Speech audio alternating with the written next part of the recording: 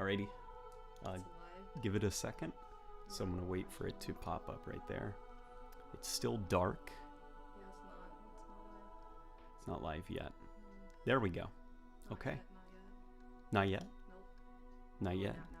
Now Now it is. it is? Yep. Okay. There's no one there though. Give it a second. They'll arrive. They always do. I'm surprised at the turnout. I don't know. I guess people do like the streams, kind of like you said. Yeah, I put the. Yeah, here we go. Sonic Box says hi. Huxley Craft says hey long. Samir says hello LNG. Marcus, George, Aiden, Huxley Craft, DJ. Okay, here we go. We are starting to get going.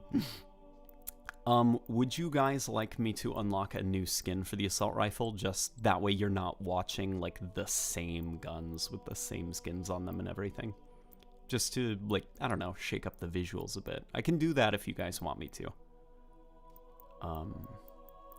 Yeah. I checked out the Battle Pass for a bit, but, you know, not too into Battle Pass stuff, so. Do you dislike the weapon balance, LNG? Says Pacey. I don't not dislike it. It's... The time to kill is a little bit too fast, and the weapon sandbox is kind of unfinished, so it's hard to tell. I do think that some of the maps are not... The weapons choices on them are a little bit off, like having the sniper rifle on a close range map. Oh, they said you're quiet. I'm quiet. Yeah. You're a bit quiet. How do I sound now? Let me know how I sound, okay? I can turn it up, boost it a bit more if you guys need me to. But, yeah, I don't know. I need to play more of the game, and more importantly, I need to see more of the game. Because, some of the sandbox choices on the maps are not brilliant, but it's also just, you know, it's a test. It's no big deal. Which one is my favorite, people are saying? Or are we talking about live fire? Your favorite aspect of Halo Infinite so far? Oh, my favorite aspect. So, this is irregardless. So, gameplay, sandbox choices, mechanics, those are all things that I have, like, very specific opinions about, but I can also accept a new kind of game if it feels like the Halo universe. Like, as bizarre as it sounds, the feeling just by a smidge matters a bit more to me than the mechanics. That's not to say I don't care about the mechanics. And the fact that this game at least clearly understands what makes the Halo universe, that makes me happy. It feels like a Halo game. At least, like, the atmosphere of it. And if you guys hear a voice behind me, it is my lovely partner, Rebecca. She is in the background. She is playing Animal Crossing on her Switch. She is moderating the chat. She is wonderful. I'm reading all of the comments, so I'm keeping track. A bit loud, but I can adjust. Okay, I can turn it down just a smidge, and hopefully it sounds good. Yeah, but so people are asking actually about aim assist. A couple of people. There is aim assist in this game. In fact, the aim assist kind of like messes me up a little bit because it's like a little bit strong. Like, it'll pull my aim away from other players. I guess it depends. Are you trying to use a close range weapon at a range that is beyond the aim assist? Because I can definitely understand if that's a problem. Because the aim assist seems to, like, just stop working at a certain range, which, you know, go figure, makes sense. Here, let's turn up sensitivity just a smidge. I'm also using a controller, that way you guys don't hear clicky clickies, you know. Alright. There we go. Look, see, we got some red guns now. It looks a little bit different. Uh-oh. I just got attached to the wall. I tried picking up that weapon, and suddenly I lost control of my character, and I couldn't move. Let's try getting that active camo. Hello there. You're amazing, says Axel Animations. I remember you from yesterday, Axel. How are you doing? Uh-oh. This controller is having problems. I can't move to the right? What is going on? Okay, so I'm clicking right on my stick, and it's just not going. Oh boy. We'll make myself invisible. Okay, we will run around and get kills until I die, and then I need to figure out what's going on with this controller, because I've lost the ability to move to the right. It's not Halo without a controller. I'd say it's not Halo without a controller. I think Halo is Halo regardless of your input devices. I think that could make for an interesting video, because I do think the different input devices that you use, different gameplay tactics and strategies can form from that.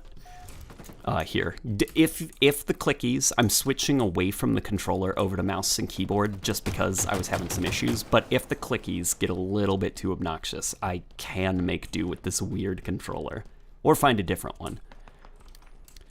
Depending on the input device that you use, I think it can cause you to play Halo in a different way. So, aim assist, you don't have a lot of control over, like, you know, where you shoot. So suppose like there's an enemy who is standing near a red barrel and you want to use the red barrel. You have to fight against your aim assist to drag it over to that red barrel. That way you can explode it. When you're on a mouse and keyboard, you actually don't need to worry about that. So you can just freely aim and shoot at that red barrel. But in a high time or a low time to kill game, high time to kill game like Halo, it requires a lot of precision. So you have to keep that mouse trained on the enemy for maybe a second or a second and a half. And when players are bobbing and juking, you know, and dodging, that's really hard to do. So that's actually where aim assist helps controller players. So it's just this, like, I can't say one or the other is different. They both have benefits and strengths. And I think it's interesting maybe exploring the different ways that your input devices lead you to approach Halo combat. I don't know if that's interesting. Yeah, I'm a PC player, but that is not because of input devices. That's mostly just because, you know, I like graphics options. I like modding. I like reshade and stuff. But when it comes to input, oh, I'm getting more chicken nuggets. Okay. When it comes to input devices, I'm like, guys, come on, use whatever input device you like. Dip and Rip says, hello, Late Night Gaming. Here's some money for some more chicken nuggets. I also wanted to say I love your content and I hope you have a good day. Dude, I appreciate that. My day started off incredibly well. I snuggled with Rebecca. We looked at memes on our phones. And I got the whole Halo story explained to me. And she sat down with me and she let me nerd out to her. So it started with her explaining to me the Legend of Zelda timeline. So I know quite a bit about Legend of Zelda now, which makes me actually want to just play Breath of the Wild. But she then allowed me to nerd out about the Halo timeline. So she is kind of on board.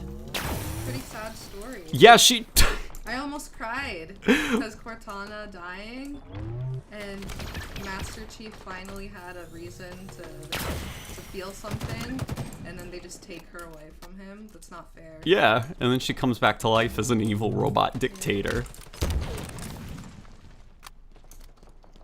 It's a beautiful story. Yeah, it was a pretty good morning. Yeah, use only mouse and keyboard. Someone saying ... I'm not one of those PC elitists where you're like, ugh, the controller takes no skill. Oh, I think there's a lot of skill involved with the controller. Like aim assist, I don't agree that it's a wall hack.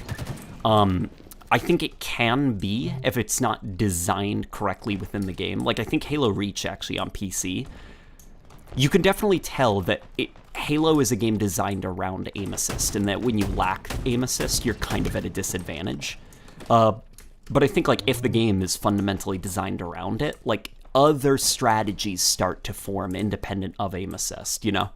You can't win a game just because you have aim assist. There's other factors to consider in Halo. Oh no, not the Legend of Zelda timeline. Dude, okay, so I knew next to nothing about Legend of Zelda before Rebecca. Legend of Zelda, what I like about the franchise is it starts off as kind of like messy, where every single game is its own story and nobody knows what the story is. What I think is clever about that is Nintendo has given themselves an excuse to, whenever they want, they can have a different kind of Zelda story. Like, because the separate timelines. Yeah, because they have this whole idea of separate timelines and stuff like that. So it's, I mean, for lore nerds, like, they can make content about that on YouTube. But just for the sake of game design and variety, if the developers want to make a Zelda game where Link is a pirate, they have the freedom to do that. It's a clever way to design the world. They have a lot of freedom to explore different themes in Zelda. And then they just use the familiar characters like Link and Zelda and Ganon and everything. It's cool. I'm currently watching her play Skyward Sword, and that game is like, I get like almost like Harry Potter vibes from it. You know, where like Link is almost more of like a school student, kind of. Yeah. It's just like, it's weird, because I remember when Link was kind of like an elf in the woods, and it's just like, that's cool. They have a franchise where literally every game, it can just be like a different genre of fantasy. Like Breath of the Wild is almost post-apocalyptic, I'd say. Where you've got like robots, you've got... Someone said Breath of the Wild and Halo Infinite have a bunch of parallels. Oh yeah, oh yeah. It's no secret that some of the developers, like Tom French at 343, are actually huge fans of Breath of the Wild, and if you look at the original Halo Infinite box art, it almost looks one for one just the Breath of the Wild box art, just with the Master Chief instead of Link. So I wouldn't be surprised if Halo Infinite was at least partially inspired by games like Breath of the Wild. Somebody's saying that they like the Halo 5 plasma pistol model. That's absolutely okay. I can probably explain what I don't like about it, actually. So, the plasma pistol, it looks a bit fat in Halo 5, I guess. And it's purely a subjective thing. I'm used to the plasma pistol being very skinny. So it was kind of weird seeing it kind of like bloated up. No other Zelda game matches Breath of the Wild. Let's all be real. Twilight Princess. Yeah. I have a lot of opinions about Zelda. Yeah. Rebecca she stands Twilight Princess, Yeah, which is... Twilight Princess, Midna. Hello, early morning gaming. How do you feel about the Pulse Carbine? I feel like it needs a little nerf on damage and a little boost on tracking to make it more consistent. So I actually think the Pulse Carbine, nerf the damage. You know, it's a plasma weapon. It shouldn't be, you shouldn't be designing it for getting killing sprees. And I would nerf the tracking completely. I'd get rid of it. Like, allow the skill gap of the Pulse Carbine to be the idea of this thing that fires projectiles in a burst. So, and you've got 4 little bolts that now travel, and players have to learn to lead their shots so that the enemy can run into the shots and catch them and drain their shields, and then you can quickly swap to your sidekick or something like that. What is your favorite Halo Infinite weapon? That's hard to say, because while I disagree with a lot of weapon balancing choices, the actual game feel of some of these weapons is pretty strong. The Ravager, I actually just like it mechanically. I think not only does it feel good to use, it is a cool idea for a weapon. The Heatwave, I think, has kind of like a weird name. Like, I don't know, that's just kind of like a weird, it's like the Hydra. I'm like, that's a weird name for a Halo gun. Don't call... But the actual mechanics of it, I'm like, that's a fun idea for a weapon. It's just, I would say probably handling-wise, maybe. my favorite gun in this game would have to be, just based purely on its animations and stuff, the Commando is definitely up there. This thing, regardless of opinions about the way it was designed or its role, like, those are some pretty good animations, you know? The plasma pistol, I love the sound design for it. I wish the crackling when you overcharge it was a little bit quieter. That way the hum came through a bit cleaner, but solid sound design. I said yesterday that I'm a big fan of, like, Martian heat ray, like, corny, cheesy science fiction stuff. So the fact that the plasma pistol sounds like pew, pew, pew, pew, pew when you fire it, that makes me very happy.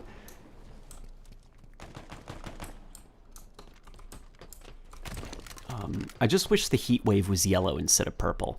See, I'm actually very happy that they're not doing, like, the Promethean stuff again, that, like, all Forerunner weapons are just, like, orange.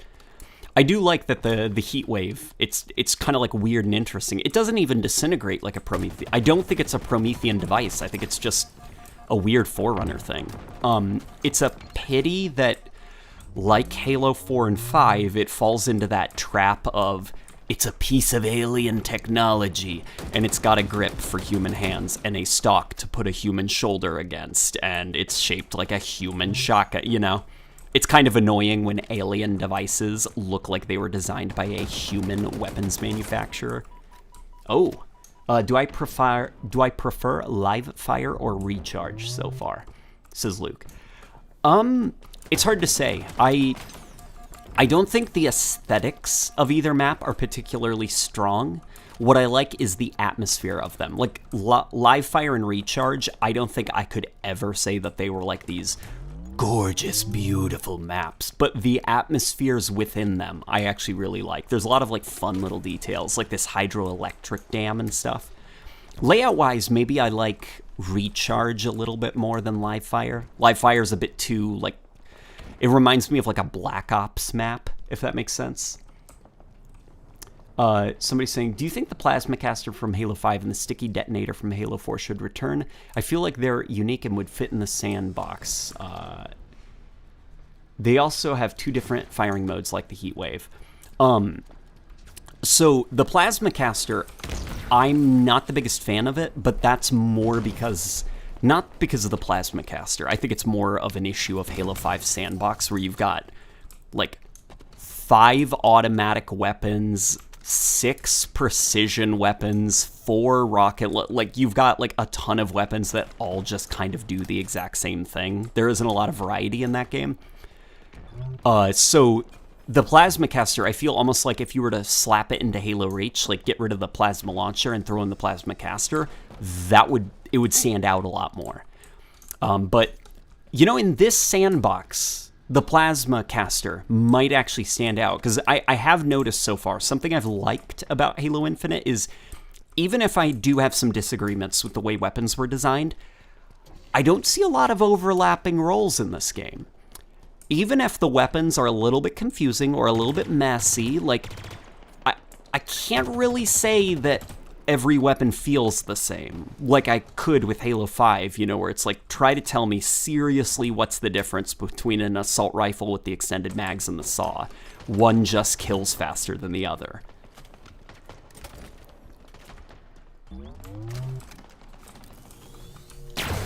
Oh boy. I'm using mouse and keyboard, and the frame rate is quite choppy. Here, we're gonna switch to this. There we go. I need to get myself something better. This is not wise what I'm doing, running around with 2 plasma weapons. Hope that made sense. Which I do actually understand, by the way. There are some people that really like Halo 5 Sandbox, and they get kind of upset when I say that I think it's kind of boring, and or that it doesn't have a lot of variety. It has variety in that there are a lot of guns in that game. And there are a lot of versions of guns. So, like, the assault rifle, you've got, like, what, 20 different versions of the assault rifle? The way I like Halo Sandboxes to be designed is less of, like, we can have 3 needlers, 3 plasma pistols, and I'm more like, take the resources that you put into these rec variants and put them towards a completely new and original gun that's never been seen in a Halo game before, instead of taking a gun that already exists and giving it more damage, or giving it a bigger magazine, or putting the scope of a battle rifle on the assault rifle. Like, I think Halo can be a little bit more ambitious than that, if that makes sense. I do understand, though, like, why, you know, in kind of like the era of Call of Duty, where it's kind of you find the gun you like and you modify it until it functions the way you want it to function. I do understand the idea of, like, you know, people liking attachments in Halo, but I guess that's just not for me, you know. Before the flight ends, do you have any plans to use Reshade to make adjustments to Halo Infinite's visual presentation? I installed Reshade on Halo Infinite, and maybe it's because I made the mistake of rebinding push to talk, but holy moly, this build did not like Reshade. It kind of threw a mini temper tantrum. So something I'll try doing is, like, you know, without touching the default controls and stuff, I'll try installing Reshade, and maybe we can get it working. Something I actually kind of failed to consider, was since this game is online all of the time, even the weapon training stuff, I wonder how that's going to affect the depth buffer. So what that is Reshade needs to get access to, like, a 3D map of the game as I'm playing. And that's called the depth buffer. And for some multiplayer games, you know, for the sake of, well, making sure you can't cheat, they will block Reshade's access to the depth buffer. And because this game is, like, always online, I'm like, oh, does that mean we can't use three-dimensional effects like depth of field and stuff like that? So, what's your opinion on no teammate collision or friendly fire? I actually really don't like that. I think it kind of shallows up the gameplay a little bit. Because you also can't, like, have, like, those moments, you know, where players are, like, goofing off and stacking on top of each other. I just think it makes for a more shallow game experience. That's just me, though. Does the sticky detonator belong in Halo Infinite? Does it need to be in Halo Infinite? I have no clue, because we haven't seen the Sandbox. Could it be cool? Yeah. I like the sticky detonator. I think it's the most interesting weapon 343 has ever designed. And it's kind of a pity that it got, like, chucked in the trash with Halo 5, but guns like the Saw came back, or the Railgun, where it's just a no-person gun. You know, you just center your screen, you press the thing, and then there's no more guy. There isn't a lot of depth to that weapon. We all know and love the empty bullet shell casing sprites that keep sprinkling on the ground during firefights in CE. Do they hold up in Infinite? That's a good question, actually. Here. Are they dropping on the ground, or are they just clipping? Oh! It looks like they, like, shrink. Like, they'll land on the ground, the shell casings, and then they'll shrink and disappear. Somebody's saying, would you be interested in seeing other Forerunner casts and their weapons represented, such as the Builders and Lifeworkers, who had their own styles? Yes. Mostly because I think... So... This is speaking purely from a canon, also with, like, mechanic sense. I think that the warrior servants are super boring. I think all of their weapons are really bland in Halo, like orange shotgun, orange battle rifle, orange rocket launcher. That's all boring. That's boring. Stuff like the Sentinel Beam is a little bit more interesting because it has no analog on either side. The Covenant or the humans. So I mean, outside of the focus rifle, but Reach didn't have the Sentinel Beam, so the focus rifle kind of stole that role. That's a whole nother discussion, the idea of weapons stealing each other's identities. But I'd be way more interested in Halo stopping with the Promethean nonsense, and instead having more stuff like the Sentinel Beam. The idea of you just, like, finding what's functionally a tool or a construction tool or something, and you're using it as a sandbox item. Like, could you imagine, like, some kind of builder thing, like sentinels that are designed to construct things on the Halo rings, and you rip off, like, an arm on that sentinel, And because it's a construction thing, you can lift objects in the environment and, like, throw them around. I almost think of, like, Link's magnesis ability. Like, that would be cool in a Halo game. It's a weapon that isn't lethal. It's designed for a utility that you can use it to kind of, like, stack up blocks, you know, create blockades, barricade up rooms, like, just fun stuff like that. You know? That's what I wish the Forerunner Sandbox was used by. Or used like. And so the heat wave, as much as I do like the heat wave, I'm disappointed that it's still kind of designed around it's a gun that kills good, you know? Granted, it kills good in a unique way and has a lot of ways that can be used beyond just point and click, you know? You have that whole bouncing thing. Like, I can think of 100 different custom games the community could make around that bouncing mechanic. I just like to see the Forerunners used more creatively in Halo than just giving them, like, orange weapons that also kill. That's how I'd approach Forerunner stuff. Longtime Halo and Zelda fan. My favorite is Halo Combat Evolved, Halo ODST, and for Zelda, it's A Link to the Past and Majora's Mask. Which is your favorite Halo Zelda game? What's your favorite Halo and Zelda game, Rebecca? Halo. I'm not sure. I only learned about the whole story today. Yeah? But I want to try all of them, and then I'll get back to you on that. Sounds good. Favorite Zelda game? Twilight Princess. Majora's Mask is second, though. I like the darker games. Okay. And you? Majora's Mask, I barely remember it, but I do remember how unsettling it was as a kid. It was scary. And I'm very curious to replay it. After I'm done with Breath of the Wild, like, remember we had talked about brainworms?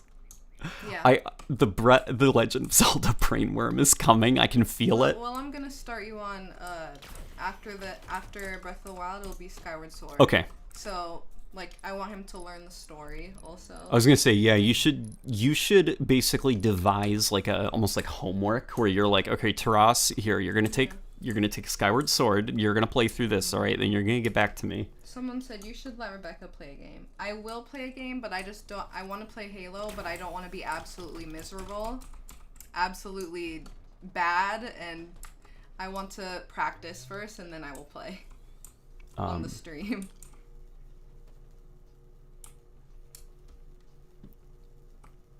Did you know they brought back the Halo Combat Evolved Needler? Yes, the animation. I did see that, actually. We'll see if we can find a Needler, and I'll show you guys. It's really cool. The evil pigeon just says awful graphics. It's a tech test, my guy? I don't know, I guess it's kind of like you go to like a building that is still under construction, you're like, idiots, they forgot to add the roof, because you can see the roof, well, yeah, they're building it still. There's gonna be weird shit, like I'm seeing like shadow pop in and stuff, like, yeah, of course the graphics look awful. The game's not finished, it doesn't even run well.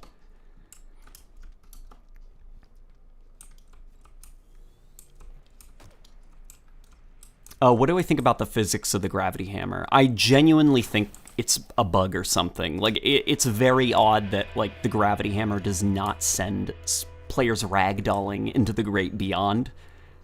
You know, the weapon called the gravity hammer, and you hit them and they just kind of fall over like they got food poisoning. Yeah, like, look at that. I just threw that guy into the wall, but when I hit him with a hammer, he's just kind of like, oh, my tummy hurts, and he falls over. I hope that it's just a physics-related bug.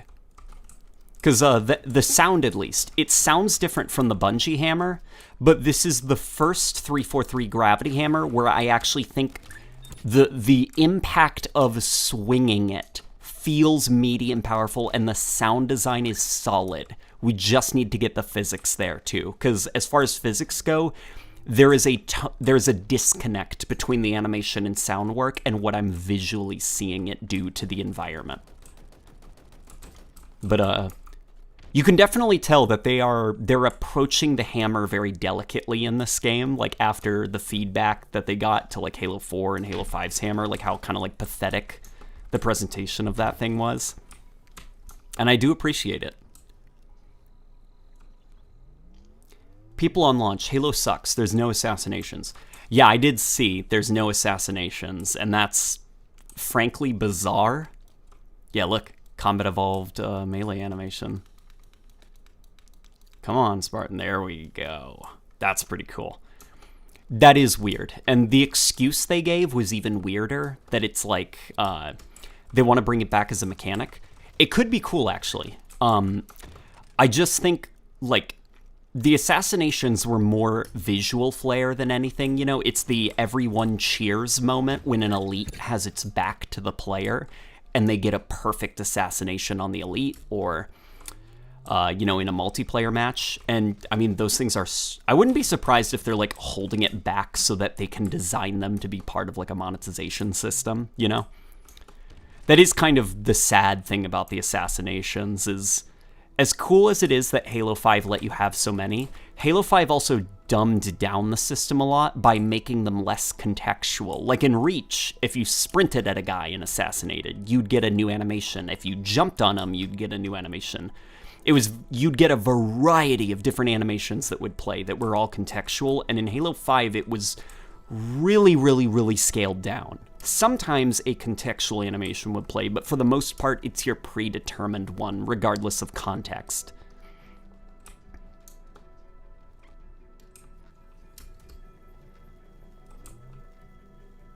I kind of prefer the Reach one, where it's like, sure, you can't set a favorite one, but so many can play depending on what you did to activate it.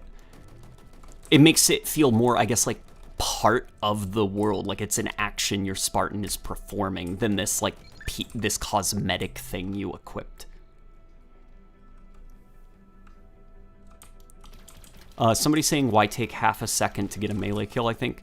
Why indeed? You know, why indeed do that, other than, well, it kind of looked cool. I guess it's kind of like, why would you no scope, you know? Because it's kind of cool when you pull it off. Have you noticed the weapons stay on the ground a good amount of time compared to Halo 4, where they despawned way too quickly? Yeah, so Halo 4 is an interesting situation with its weapon despawning. I think the reason that the weapons despawn that fast, if I remember right what I was told, was less of like a this is perfectly balanced, this is how it should be, and it was more of actually a technical under the hood reason to save on resources, because Halo 4 was kind of like pushing the 360 at the time. And then, you know, the game was balanced around that. And so that's kind of why with the MCC, they didn't just up that. Like, that's kind of how the game was designed. Orgum Morsh just gives me $5. And you know what? I actually really like his profile picture, so I choose to accept that as something nice from him. I appreciate your profile picture, my friend.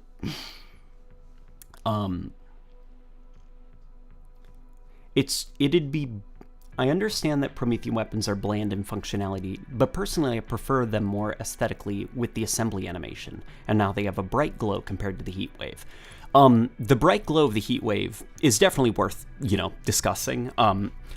The Promethean weapons, at least the light rifle, that's the one I just don't like. The binary rifle I super don't like, and the incineration cannon, and I don't like all of them except for the bolt shot and the suppressor. I think those are solid designs. Get rid of the orange glow, give them like a teal or a cyan glow, and it would look kind of at home in a classic Halo game. But yeah, I can understand, like, the assembly animation, the floaty bits and stuff. People did like that about the Prometheans, and just practically speaking, it was a cool animation. I guess, for me, that's not really what the Forerunners are. They're more brutalist in their architecture. They're more robotic and mechanical. One of the most iconic things of the Forerunners that springs to my mind is the Enforcer Sentinel in Halo 2. It's this, like, robotic thing with, like, limbs and wires hanging off of it and, like, servos. And its attack against you is it's launching rockets at you, like rocket-propelled grenades. Like, this ancient piece of Forerunner technology looks like a robot, and it's launching grenades at you and rockets and stuff. Like, that's the Forerunners to me. They're not... It's not space magic. You know, when you look at kind of like cracks in the Halo ring in Halo 2, you can see, like, circuit board stuff underneath. Like, it's not floaty bits and space magic. Like, this is technology, advanced technology, but still technology that has flaws and cracks in it. So kind of like detaching it and making it this kind of like omnipotent, floaty, magical disintegration, Promethean monster face, flow, blah, blah, blah, blah. Like that kind of loses the magic of the Forerunners for me a little bit. So that's why I'm not a fan of the Prometheans. What are you talking about? I just joined, said Super Tofu. We are talking about the heat wave, aesthetically speaking. Like, differences between the Forerunners, I guess, and the Promethean aesthetics. Because the Prometheans were a lot more of... it's not techno-organic, the idea of you don't know where the flesh starts and the technology begins. But it definitely is more of that, like... someone probably knows the name of it. The idea is you've got technology that is designed to look organic. And that's not really what the Forerunners are to me, at least. Late to the stream, but notice how if a gun has a smart ADS, it doesn't descope. And when it is a gun that has its own ADS, it does. I love the content. Lazy Bazy says. Yeah, I did actually notice that. So basically, as kind of like, you know, players expect aiming down the sights in this game, if your gun has a scope like this, do you see how there's no animation? It's just zzz, which is how I like it. You know, it's very fast, very snappy. Zzz. I get descoped. Did you see that? I got descoped twice. But this thing, which does not have a scope, it just has a binocular zoom. Let me see if I can get shot with it. I'm sorry, bear with me. Bear with me, we're gonna find a person, okay? We're gonna get shot at. All right, come on bots, I'm over here, buddies. Shoot at me. See, I'm taking damage and I'm not being descoped. I don't know how I feel about that, I guess, because I'm like, okay, so what is the role of this gun? Should I be sniping people with this gun? You seem to be encouraging it, because this weapon works at a range, and not only does it work at a range, I'm not descoped with it. Somebody also noticed that the assault rifle has almost like paradoxically, if you aim with it, aim down the sights, you get more recoil. And so that means during testing, they identified that giving ranged weapons aiming down the sights was not great, like accuracy buffs. And so they tried to balance it and actually discourage you from using it. But they kept the mechanic in simply because it's aiming down the sights. You know, I'm almost like the assault rifle instead of zzz, and I can aim down the sights with it. What can we do if we press the left trigger or the ADS button? Kind of like the heat wave. You press the button and it gets an alt fire mode. What alt fire mode could we give the assault rifle other than just aiming down the sights? Oh, I missed a super chat. Shit. Okay, let me go back. People are very excited by the looks of it that there is armor customization. Let me go up. Let me go up. Thanks for being one of my favorite YouTubers. What do you think about that stupid melee lunge distance with normal weapons, says Cray. Uh-oh. That's not good. Hey guys, the game crashed. Hang on, I'm rebooting it. Please tell me that you can still hear me at least. Please tell me you can hear me even if the screen is just black. Give the assault rifle a 2x scope? No. No, we don't want to be encouraging you to use a long-range weapon like it was, or use a close-range weapon like it was a ranged weapon. See, what I was thinking was you could, in Halo Combat Evolved, Sims Plays Games. Oh, The Sims is in here. Feels more of a focus. It definitely is more of a focus, but I also feel like if you have the assault rifle, should you be focusing at a range? You know? Your mechanics can teach players lessons, and it's important to not teach them the wrong lessons. I almost feel like we could revisit possibly the idea of like the rapid melee attacks from Combat Evolved. Because in that game, the assault rifle had the fastest melee speed of any gun. It was kind of the ultimate close-range automatic suppressive weapon. It had a large clip, really fast fire rate, rumbled the screen, bullets ricocheted and stuff, and on top of that, it beat players down very quickly. Why not revisit that? I think every weapon needs a 10% damage nerf at least. I do agree. The game's a little bit crazy with its like damage. It's trying to go for more of that Call of Duty Twitch shooter route.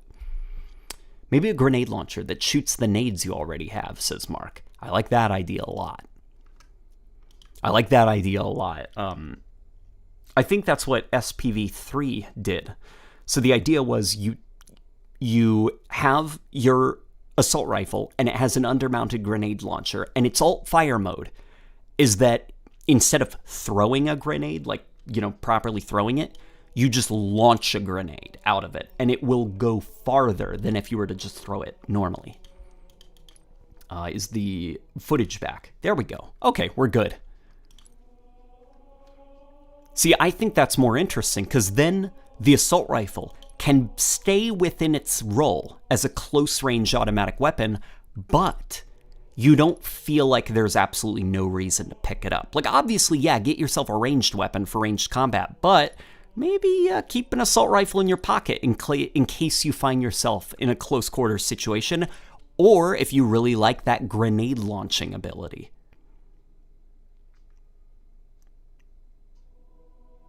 That's not how grenade launchers work. I know it's not, but this is also a video game, not real life, you know? Why would you limit yourself to realism when you have a video game at your disposal? If we want to do the real life argument, I could say, all right, let's go. Why isn't there a button for my Spartan to just shit their pants? Why can't my Spartan go prone? Why can't my Spartan hold more than 3 weapons? Why can't my Spartan sleep on the field on command?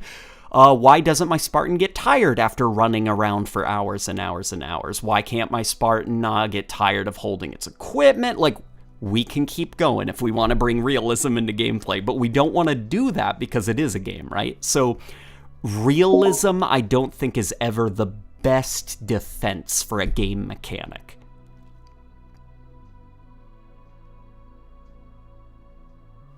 How would you feel if Halo had the Titanfall system for assassinations? You select certain ones and the game plays those randomly when you assassinate.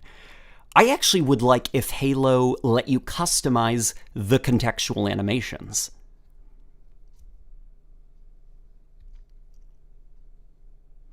Undermounted flamethrower for more CQ devastation. Hey, that is a cool idea.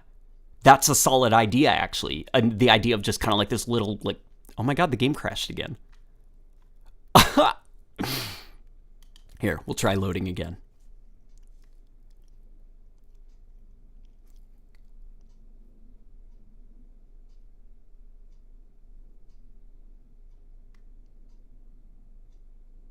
Uh-oh. Did somebody say the R word? Let's not do that. This is a video game taking place over 100 years into the future. It's also a video game.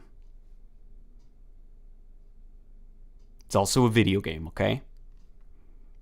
What music does LateNightGaming use in his cursed Halo videos when he was saying Screaming Needlers? I'm not sure what that was.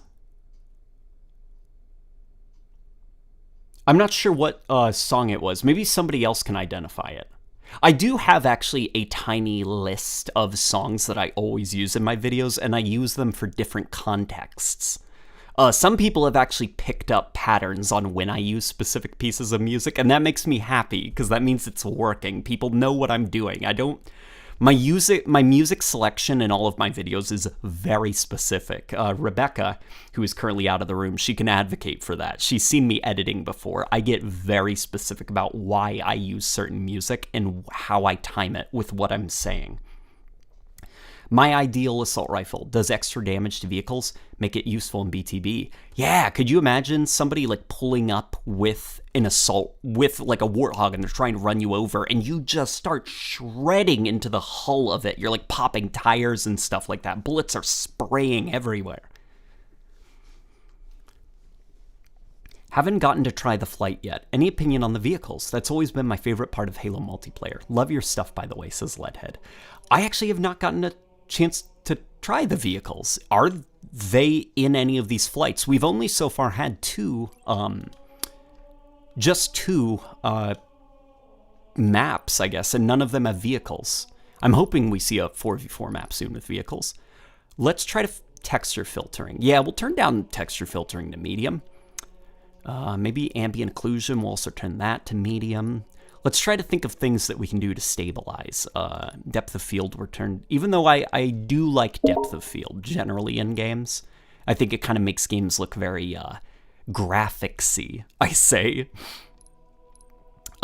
Something you guys should probably know about me is I am impressed way too easily by graphicsy things like per object motion blur and stuff. Because I'm like, oh, the game looks like playable CGI. So I tend to like that stuff on. Leadhead says, no vehicles in the flight yet? I saw the vehicle bay on the menu, so I assume they'd be in there. Yeah, that does disappoint me then if there's no vehicles. Because they are in the vehicle bay, I guess. I mean, the models look cool, if nothing else. It's very strange to see the old Scorpion back, but in such ridiculous detail, because the last time that we saw it properly was in Halo 4 in 2012, and then Halo 2 Anniversary just used that model, if I remember right, just with new textures and everything. Somebody's saying reduce anisotropic filtering. That's a good shout, actually. I'll do that. If 343 brought back the SMG, I'd hope they'd make it different from the AR. I'd say make the SMG start with a slow rate of fire and quickly ramp up past the assault rifle rate of fire. Here, I'll give you guys my, like, stupid, this is how I would design the SMG. Make it always 2 guns. So you see it laying on the ground, you pick it up, boom, you have 2 weapons in your hands. And you can control the fire rate of each independently, and that's kind of its thing, is that it's atrocious at a range, but it's dual-wielded at all times. And then I guess from there, I haven't thought much. So some of you guys could probably take that idea and make it way more interesting. Let me read that quick super chat. Do you think the plasma rifle will ever return to the campaign? Out of all the weapons, I feel like 343 did not do it justice. So something actually interesting to consider that one of my developer friends we were talking about is the plasma rifle is kind of like, it comes from an old style of game design, which was just a bunch of dudes in a garage making a video game they like. Nowadays, games are a lot more homogenized and they follow kind of like rigid structures and rules. The part of the reason that the Promethean weapons have really kind of bland silhouettes, they all look like human guns, you know? The scatter shot looks like a shotgun, and everything. That's not just because of, like, lack of I mean, it is, but it's more so because of an overarching game design trend that is not exclusive to 343, which is design a weapon so that it can be immediately understood when a player picks it up, you know? If it looks like a shotgun, use it like a shotgun. And unfortunately, that leads to a lot of like bland weapon designs in modern games. But the plasma rifle, it's really fucking unusual, right?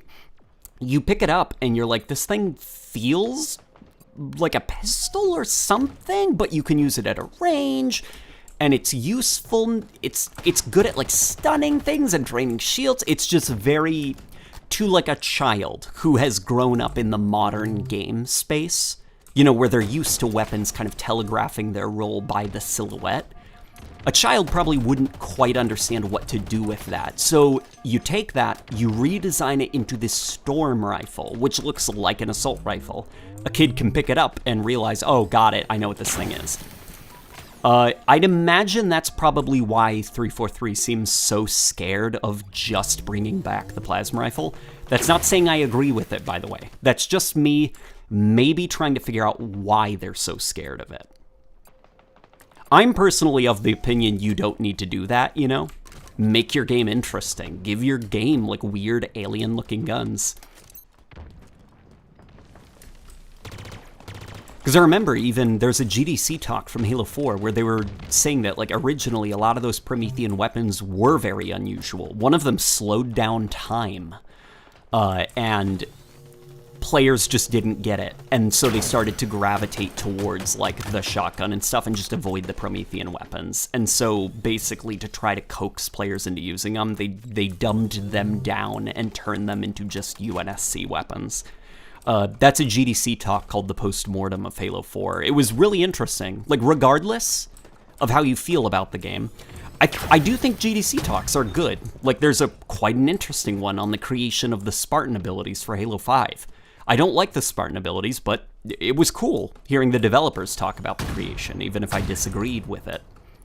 And that postmortem of Halo 4 was also very interesting to watch. You know, it gives you a bit of insight into why choices were made. Which I think is important. You can't just say number company bad, that's why game bad. You need to, in order to solve a problem, you need to learn the specifics of why the problem existed. It can't just be cause number company hate Halo. You know, that's a cartoon world you've created in your head. The real world is unfortunately a bit more complicated than that. Oh boy. Here we go.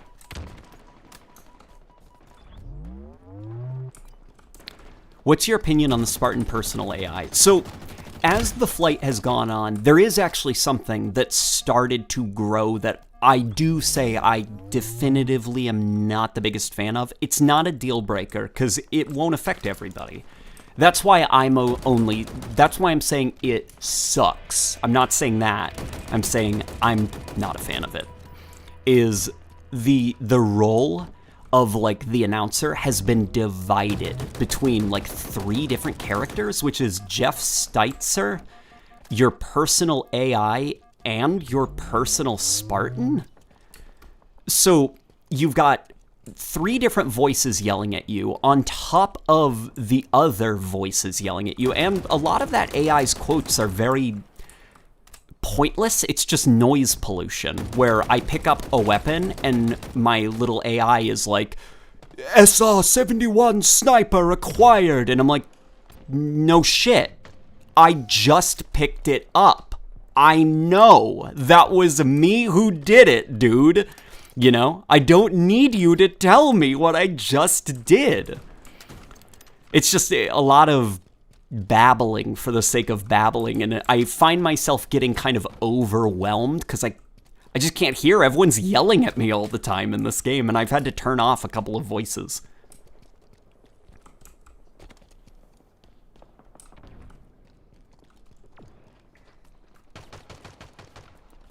Get out of here. I've also noticed the Needler is very different in this game.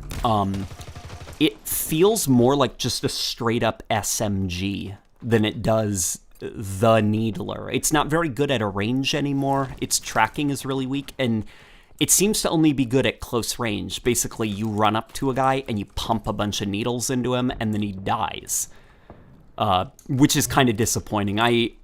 I love the new Needler design. I love the animation work for it and everything, but its role in the sandbox is different. And I noticed, actually, do you remember the gameplay reveal last year? When they had, like, the weapon's archetype when you run over it? Like, it was, what was it? Like, the Mangler was called a pistol or something like that? Like, it's not in this build, so maybe they got rid of that for the sake of HUD clarity. Like, that's just useless information. But I hope that doesn't mean that they've locked down weapons to it has to fit a very specific weapon archetype. The Needler has to be something. Is it a shotgun? Is it an SMG? I hope that that's not how they're approaching Halo Infinite's weapon balancing, because I think that's... you kind of lock yourself in if you design the sandbox like that. Like, the Needler, I wouldn't call it anything. I'd call it the Needler. It's kind of its own thing, right? So, boxing the Needler into an SMG role, I just think that, you know, that's unfair to the Needler. Kinetic, explosive. Yeah, it's stuff like that where it's, you know, those are very kind of vague, standard, like, let's be a little bit more ambitious than that. Let weapons be more than that. It's still in LNG, somebody's saying. Oh, let me see. Okay. Maybe I'm missing it. Maybe I'm, you know, maybe I'm just stupid. That's potentially it. You just need to stand by the weapons long enough. Okay, all right, let's take a look at what the Needler is. Oh, fuck. Okay. I guess you kind of need to change the Needler if everyone can move this quickly. Maybe I'm wrong, but it looks like you can't even see the needle stuck in the enemy armor after taking a hit. Yeah, that's definitely kind of the side effect of, you know, the mobility is player movement is a little bit less predictable. So you do need to kind of like speed up the pace of the lethality. You also, automatics now are super good at a range, so you have people like cross-mapping each other with an assault rifle, and weapons now kind of need to be prioritized by how fast can they put down an opponent, rather than you having a lot of breathing room in the match to have these different weapons with their different roles. Not all of them are around lethality. I'd be interested actually to see how the game flows in big team battle. I think the 4v4 stuff in Halo has really suffered with the modern Halo design, but I could see big team battle offering a lot more breathing room for interesting game mechanics. You know, that's probably even why Halo 5 started to up the respawn timer from Halo 3, which I believe was 3 seconds. In Halo 5, it was like 7 seconds, and in this game, I think it's 8 seconds. It's probably because the matches are happening too fast. Players are dying too quickly and then respawning, like things are getting chaotic. You need to kind of control player movement a bit more. As far as you know, do you think any of the weapons that are yet to be... As far as you know, do you know any of the weapons that are yet to be shown? I'd love to see the Spiker return for the Brutes. Any on your wish list? I'd love to actually see a lot of... So I would like to see stuff like the Brute Shot. What I would like to see is... Okay, somebody's saying Needler is SMG, automatic, close range. Yeah, see? Like, that's not what a Needler is. Needler's not an SMG. Automatic, sure, that's the fire rate, but close, what? You know? That's not really what I would categorize the Needler as. To box it into that is kind of unfair. But, a wish list. I would like to see classics like the Brute Shot, which I think are just healthy for the sandbox for variety purposes. But it would be interesting to see 343 bring back flawed weapons that didn't really serve a purpose in the sandbox. Kind of like the Spiker, where it was an awesome gun. I love that gun, but I could not tell you what made it special or unique. The plasma rifle already existed in Halo 3, so it was more or less just a brute plasma rifle that reloaded like a UNSC weapon. It was just a bizarre sandbox edition that didn't really add much.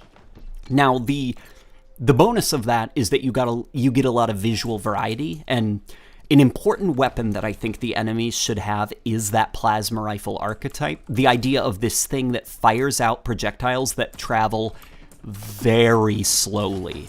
And it is not good at killing people because it's supposed to be shot at you.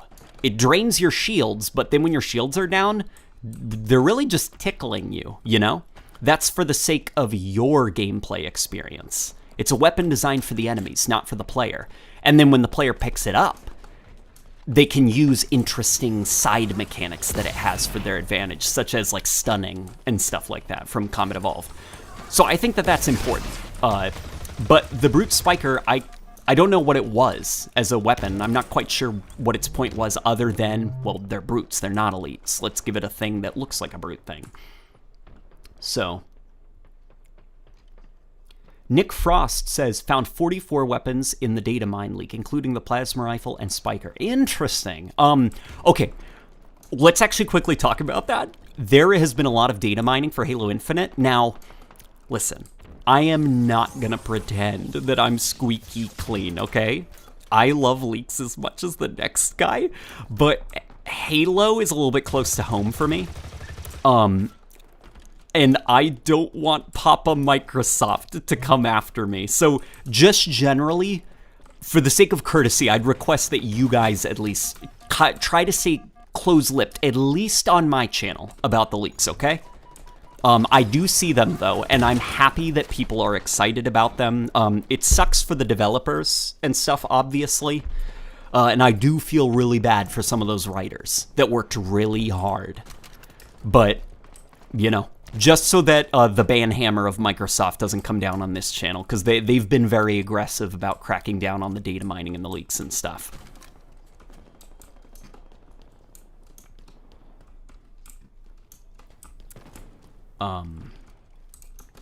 And somebody says, where can I find the leaks? To which I will respond, going forward, leaks? What leaks? I do not know what you are talking about. And then I will very anxiously move on to somebody else. Somebody's saying, let's gnaw on human bones, Terry. Yeah, I could go for like a human bone, like a leg. I could do that. Somebody's saying the shotgun should be introduced as the Halo shotgun. Something that could be cool. So I wanted to talk to you guys about this. For the sake of like, I guess, longevity, what would you think about if weapons like the Halo 3 shotgun were to return? And it would not be balanced around Halo Infinite's gameplay, okay? It performs, has the range, the animations, and everything of the Halo 3 shotgun. Not so that it can just be bad in Halo Infinite, but so that in Forge and custom games, you could theoretically recreate the combat flows of previous Halo games. You know? I think that would actually be pretty cool. So even though the shotgun is back, what I would say actually is, if that's how 343 approaches live service, I'd love to see all of the classic shotguns back. All of them. Even the Halo 2 one, which was kind of weird. And let's have them unchanged. And then what you could probably do is that Halo 5 Forge bug, where you could like give weapons other weapons traits. Let's turn that into an actual Forge mechanic. And then if you want, you're like, I really like the look of the Halo 2 shotgun. I hate the way it's balanced. I'd prefer it function like the Halo 5 shotgun. Well, you can just do that. Take the Halo 5, or the Halo 4, the Halo 2 model, attach Halo 5 balancing to it, and then throw it into your Forge map. They did that with the CE pistol for Halo 5. I think it worked well. We'll see, it's interesting, because the Halo 5 pistol wasn't quite the Combat Evolved one. Or they did that for the CE pistol. It wasn't quite the same. The bloom, the magnetism, the melee speed, reload speed, it was all different. And it was balanced around Warzone and Halo 5's gameplay. What I'm talking about is one-to-one parity, or as close as the Halo Infinite engine can handle. Like, is it broken if we were to drop, say, the Halo 3 plasma rifle right here and run around with it, and it has the exact same stats, and it sucks because of that? Leave it like that. That way, you could go into Forge and make a Sandtrap remake and sprinkle Halo 3 weapons with Halo 3 balancing and just disable, like, sprint and aiming down the sights and stuff and recreate that gameplay loop. Or Halo 5. There's equipped thrusters as a keybind in the game. So I assume the thruster pack is gonna be a piece of equipment, which that's kind of cool, guys. Not because I like Halo 5's gameplay, I don't, but somebody could go into Forge, make a custom game where you all spawn with that piece of equipment, and then rebalance some of the weapons, maybe bring back some Halo 5 weapons with Halo 5 balancing, and boom, there you go. If they prefer Halo 5, they can make that gameplay experience in Forge. What do you think of that?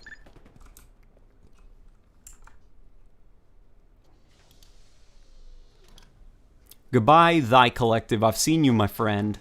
I've seen you spamming, okay? We're gonna get rid of you, my guy. The grav hammer feels so weird to use right now, says Razzie Husky. Yeah, it's definitely weird. I see what I think they're trying to do. I don't like that approach to the hammer because I think it's, again, kind of like boring. The hammer was a melee weapon, but it was also a physics manipulation tool, as well as a movement tool. And in this game, it's been simplified to just a melee weapon. You swing it, and it kills the person standing in front of you.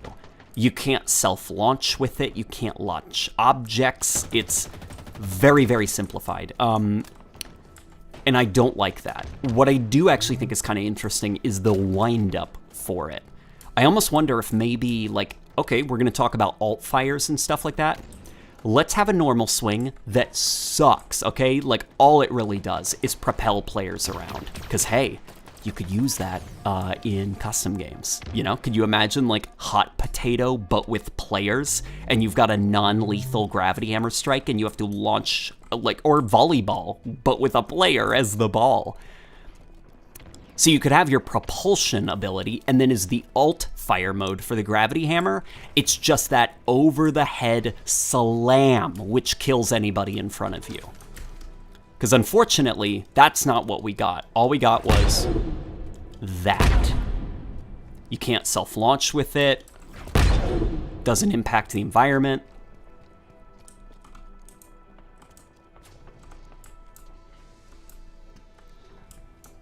Going off Quindel Hoyo's comments about the Combat Evolved Plasma Rifle, do you think we might be given the stun mechanic to the electrical weapons, such as the Disruptor? That is actually what I might be thinking. That could be pretty cool. So, Quindel Hoyo, I know he has kind of like a bad rap, at least with the competitive community. I think he's a pretty nice guy. I've talked to him. I think when it comes to like designing a modern Halo game, there's a lot of factors that go beyond a single person's goal for game design. You've also got to consider like market research and shareholders breathing down your neck because they're like, Call of Duty Warzone's making all this money. So I do feel for him, but that comment that he made about the Combat Evolved Plasma Rifle, that actually did make me happy. And seeing some of the design choices, even if I don't agree with them right now in this game, I see a lot of ideas that I like and that I'd like to see expanded. It's interesting because with Halo 5, when I look back at that game, it feels like a lot of like, oh god, this, as a Halo game that I enjoy, all of this feels so wrong. Like this feels like the wrong ideas. But with this game, it's holy moly, all of them are the right ideas. We just got to flesh these out a bit more, you know? But let's read some of the... So, the Lone ODSC T says, I feel as though a thing like Battlefield Portal would work really well. Have all the weapons, vehicles, and maps of the prior games available in Forge? Yes, exactly. Kind of like that. Somebody says, explosions look like a 2D splash of paint. The colors are pretty, but I still think Halo 3 had better explosions, which is kind of sad. Yeah, definitely. 343, something they do struggle with, I think, a lot is explosions. It's so obviously like a 3D volumetric explosion, like a three-dimensional cloud created by an explosion. That's hard to do in a game. One of the best, I think, was Battlefield 1 that did explosions. So I understand that it's not that easy, but I think 343 at least seems to really struggle with giving the illusion that their explosions are not just 2D GIFs. Like, when an explosion happens in Halo 5, I can see that it is a flat 2D GIF that is facing me, and I can see that it's relatively low resolution.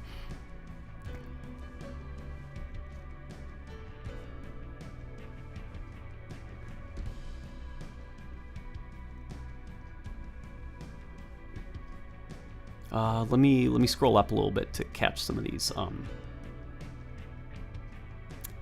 Halo has great custom games like Fat Kids, Speed, Hot Pursuit. It would be a shame if those got lost to history. Do you think 343 should remake some of those into official game modes?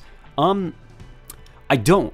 I think that we should have, like, the community make those. Like, what makes those modes great is that we don't need to wait for 343 to develop them. Because the last time we had to do that, we had to wait over half a year for Infection, a game mode where one team has a sword, and if you are stabbed, you join their team and get a sword. Because 343, they're game developers. They want to add production value, music, announcer, this, and that, and they want to make it which takes development time.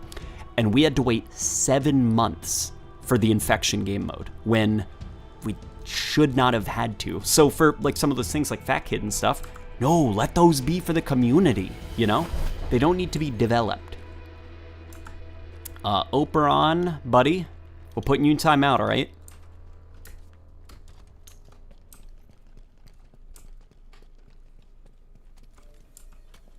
Do you think the Flood will return? And if they are, hang on. Do you think the Flood will return? And if they are, how? I think it would be on a regular mission, but with a ton of Flood Easter eggs when you get to a hallway and Flood jump out of containers on the wall. Oh, I get what you... Are you talking kind of like, if the Flood were to return, you'd do them as kind of like contextual Easter eggs, like you're moving through a Forerunner environment, and there's a little glass window, and maybe if the player gets near that glass window, boom, like an infection form leaps onto the window and like tries to bite at you and then like scurries away. That would be cool, because I think the Flood are kind of like endgame stuff. Like, the Halo trilogy was supposed to be like the end of the Halo series, you know? But the Halo series kept going. So I think bringing the Flood back should almost be like a big thing, you know?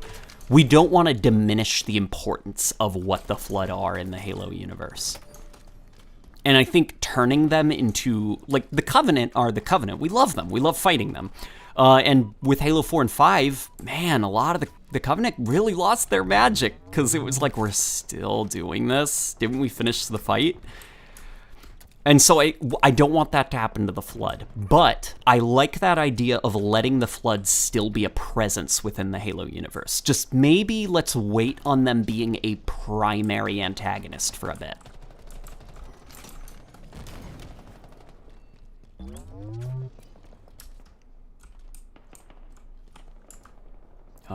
So let me go down. Okay.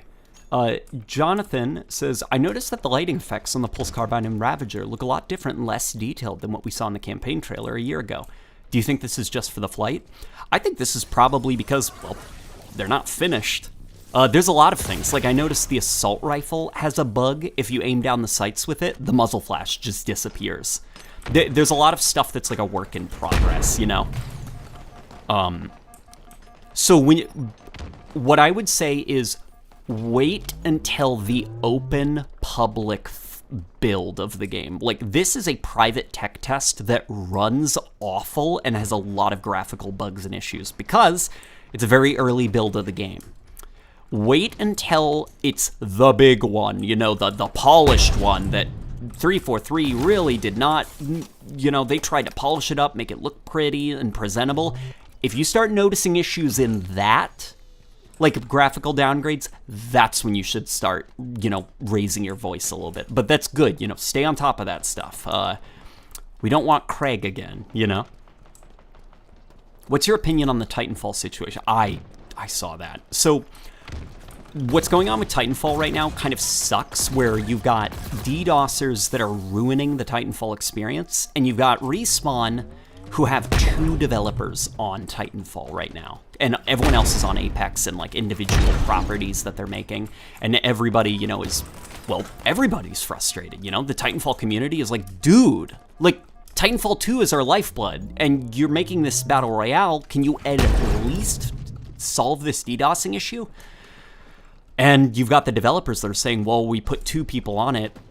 I understand both perspectives, and it sucks. I don't know what kind of opinion to give, because basically, so when Titanfall 2 is a game that's probably not making any more money, you know? Everyone has bought the game already. Like, it's not selling copies really that much anymore, or at least not enough to where you'd basically come to EA and your shareholders and you'd say, yes, Apex is making all this money, and they'd be like, okay, good, divert resources to Apex so that you can keep making money. And then it's, hey, this game that's no longer profitable, can we assemble a team of people that we will all have to start paying wages to, as well as contacting the engineers and stuff like that, and we will spend weeks, which will cost money to pay all of these people, to fix this game, and we won't profit from this endeavor. And the shareholders and execs are just staring at you blinking, and they're like, no, get back to Apex Legends. Like, I feel bad for Respawn. That sucks, the situation they're in, because I assume they have a lot of pride about Titanfall as well. Like, some of the campaign designers are constantly talking about how much fun it was making that campaign. Like, I don't know what they're gonna do with that.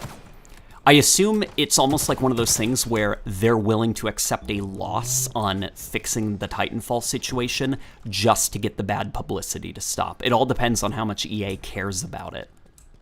Because I'm willing to bet that Respawn really cares about it, and really it's down to money. EA probably doesn't want them to assemble a team of people that will have to be paid to fix a problem that is free, that they won't profit from, you know? It sucks. I hate it, and I hope that the Titanfall situation can be fixed. What I would love for Respawn to do is let players start hosting their own servers and give them mod status so that they can start banning modders and stuff like that. You know, it's part of the reason that Battlefield 4 is still alive and well and doesn't have like a bad cheating problem. Like, give the players, if your game, you're moving on from it to do something new, give the tools to keep the game alive to the player base. Otherwise, you run into issues like the Titanfall situation. Okay, thy collective, buddy.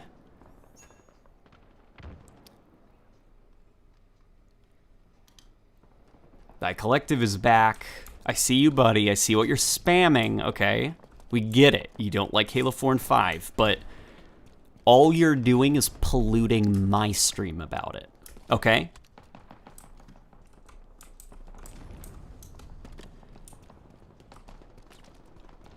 Just wanted to say, I think you have such great insights into so many aspects of Halo's design. I think 343 watches your videos based on some of their decisions and communications, LOL.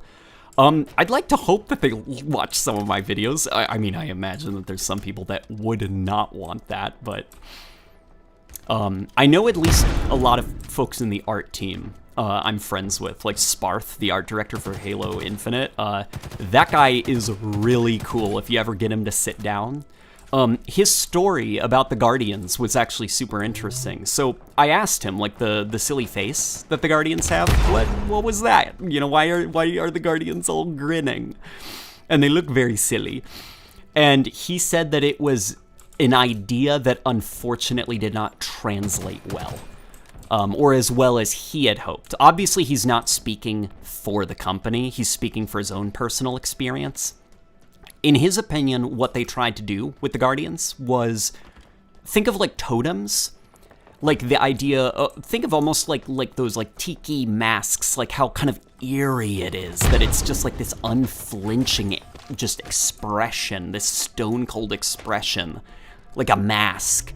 and just how scary that would look, like a giant totem with wings, like with a unflinching face looming over a city. And it didn't translate very well into the game. It made the Guardians look unintentionally very silly. That was his explanation behind the Guardian faces, and he, you know, definitely said, like, if they were ever to do that again, they'd have to approach it maybe a little bit differently if they want to revisit that idea, just so it comes off as less kind of silly looking to the community. That's kind of interesting, right? And now it's like, okay, you know, the Guardians, I think, are very silly looking, but now I at least understand why they look that way.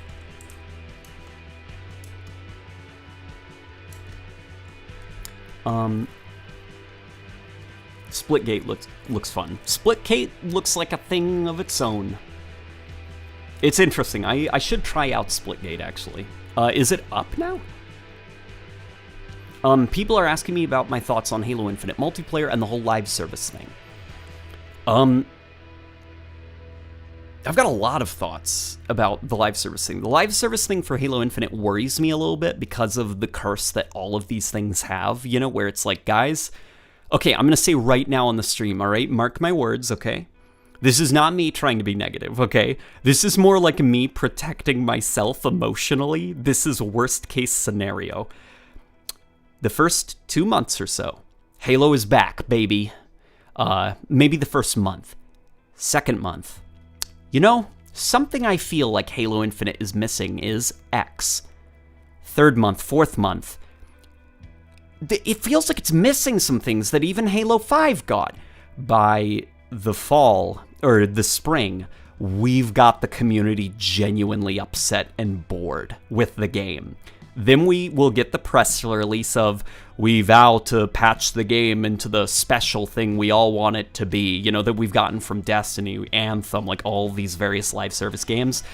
And then by the summer or the fall, we will get the big update that fixes the game and then the community loves, you know. That's what I'm expecting. Somebody's asking, yeah, you, my Discord, you guys are free to message me. I do have my DMs open. You are free to message me if you have anything interesting you want to elaborate. But that's what I'm expecting.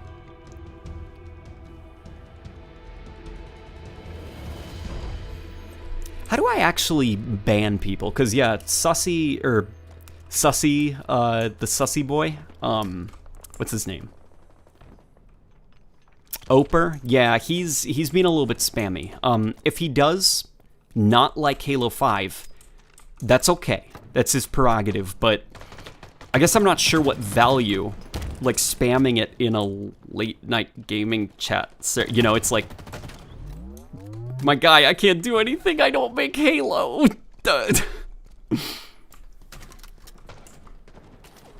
And I'm not quite sure how to ban. I just know that I can put him in timeout over and over and over again. I'm not actually sure what the controls are for banning. You ought to get a couple members of the community to moderate on streams. I just went out on Twitter and asked the other day, and it's made streaming a lot more relaxing, says Leadhead. Yeah, I probably should do that, actually. Okay. Yeah, that's actually a good idea, Leadhead. That's a good shout. Hang on. Okay. We're still playing this map, aren't we? Okay. I'm in a bad place. You know, the bots, when they're in combat, they are pretty good at emulating the movements and actions of players. The problem is when they lose line of sight of you, they don't seem to have, like, the foresight to be like, he ran into a hallway, my knowledge of the map probably means he's moving over to X. Like, it's like out of sight, out of mind. Once they can't see you, boom, they go back into a patrol pattern. That's the only thing that I think is wrong with the bots, because they are remarkably human-like. Minus, you know, the odd, weird moments where they get stuck on stuff. And I'd imagine with, like, AI learning, machine learning and stuff, you could probably start to track player movements across maps. Like, have you ever seen those development heat maps?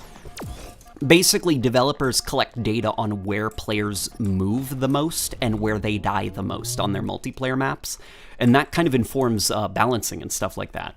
I wonder if they're tracking player movements to inform some of the like patrol routes that the bots will take. And as time goes on, they'll update them to make them more lifelike and stuff, and they'll start to move more organically around the map.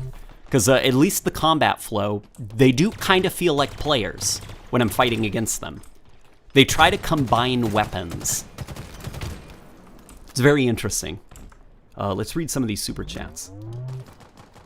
This game looks great, but it needs bigger medals and a play of the game video at the end of the match. The game needs more feedback to celebrate skill. And then Elite Slender says, love the videos and streams, man. Keep up the good work, brother. Thank you so much for the money, man. I really appreciate it. And then Zach Collins gives me $2 to let me know I am a sussy boy. Which, you know. No objections. Yeah. But, yeah, the bots are kind of like baby. They lack object permanence. It is cute. I do love the bots a lot. Look at this little baby. Come here. Okay. But as for the celebration of skill and the end of the match stuff, so I am the person that doesn't work on, you know, end of the match stuff. I actually think it kind of wastes time because I'm like, come on, just get me back to the lobby so the next match can start. But just because I'm not a fan of it doesn't mean that I don't understand why others are. Like, it is hype, it is fun, like if you're in a party with your friends and you're all like cheering and like, whoa, you know, and looking at the final kill of the game and those like best plays, like, I get it. And even though I don't care, I get it, and I think that the game could probably benefit from it. You know, let players get hyped. If that's the stuff that hypes them up, like that stuff that doesn't affect gameplay and it's just fun little like end of match highlight reels and stuff, let that happen.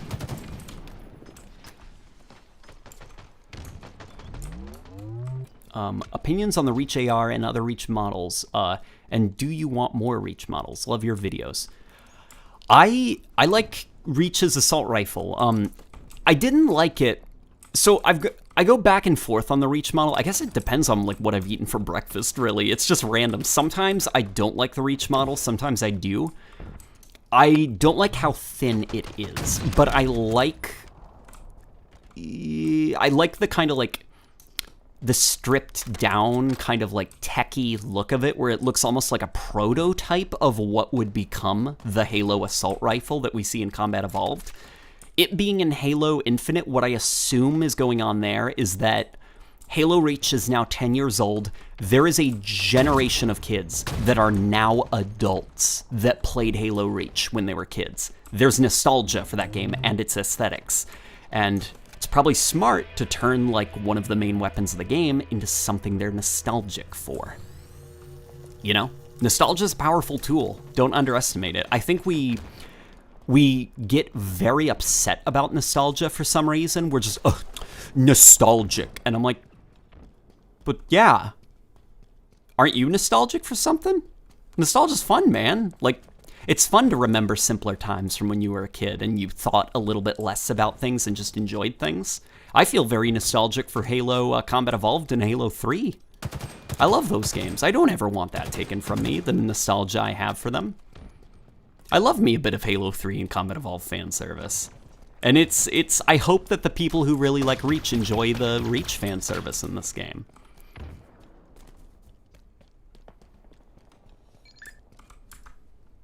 So let's see some other stuff. What do you think of how precise the Sidekick is compared to the Bungie era Magnums? And then Calvin Stalch, I think is how you say it, says, what's your favorite cheese? I can't actually answer that. My favorite cheese is mozzarella. But for the Sidekick, what do I think of its accuracy?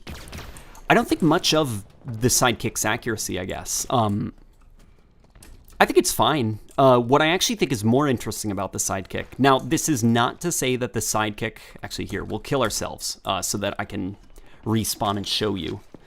The Sidekick seems to be a weapon that is not supposed to be an on its own thing. This thing is a cleanup tool. So here, I'll show you. What you do is, okay, we got this thing, right? It drains shields. I'm gonna combine it with the Sidekick, which the gimmick of the Sidekick is it switches super fast, right? So boom. Oh, I just missed. Okay, hang on. I'm making an ass out of myself right now, and this is live. Okay. Let's go over here. Boom, and then wah, wah, wah. See? You drain the shields and then do a quick swap to finish them off. That's what I think makes the Sidekick interesting, is the super fast handling. So if I'm just gonna run around like a dingus with this thing and try getting killing sprees with it, like, I deserve to die. But if I wanted to combine its unique gimmick with another weapon, that's when something interesting starts to happen. And the Sidekick, it switches fast. That's not the craziest thing on planet Earth, you know? That's not worthy of, like, oh my god, the most innovative weapon in Halo. That is an interesting idea, though. Considering where modern Halo was back in 2015 with Halo 5, this kind of sandbox utility is a little bit interesting. You know? That's at least how I'm approaching it. I don't mind the Sidekick. I think it's kind of fun. I also really like the design of it. If you guys remember when it was shown off last year, it was like, oh my god, you know? It just wasn't that good looking, and now, props to the artists. They did a really good job turning it around. It's now turned into a weapon that I would not mind just using purely because I like the aesthetic look of it.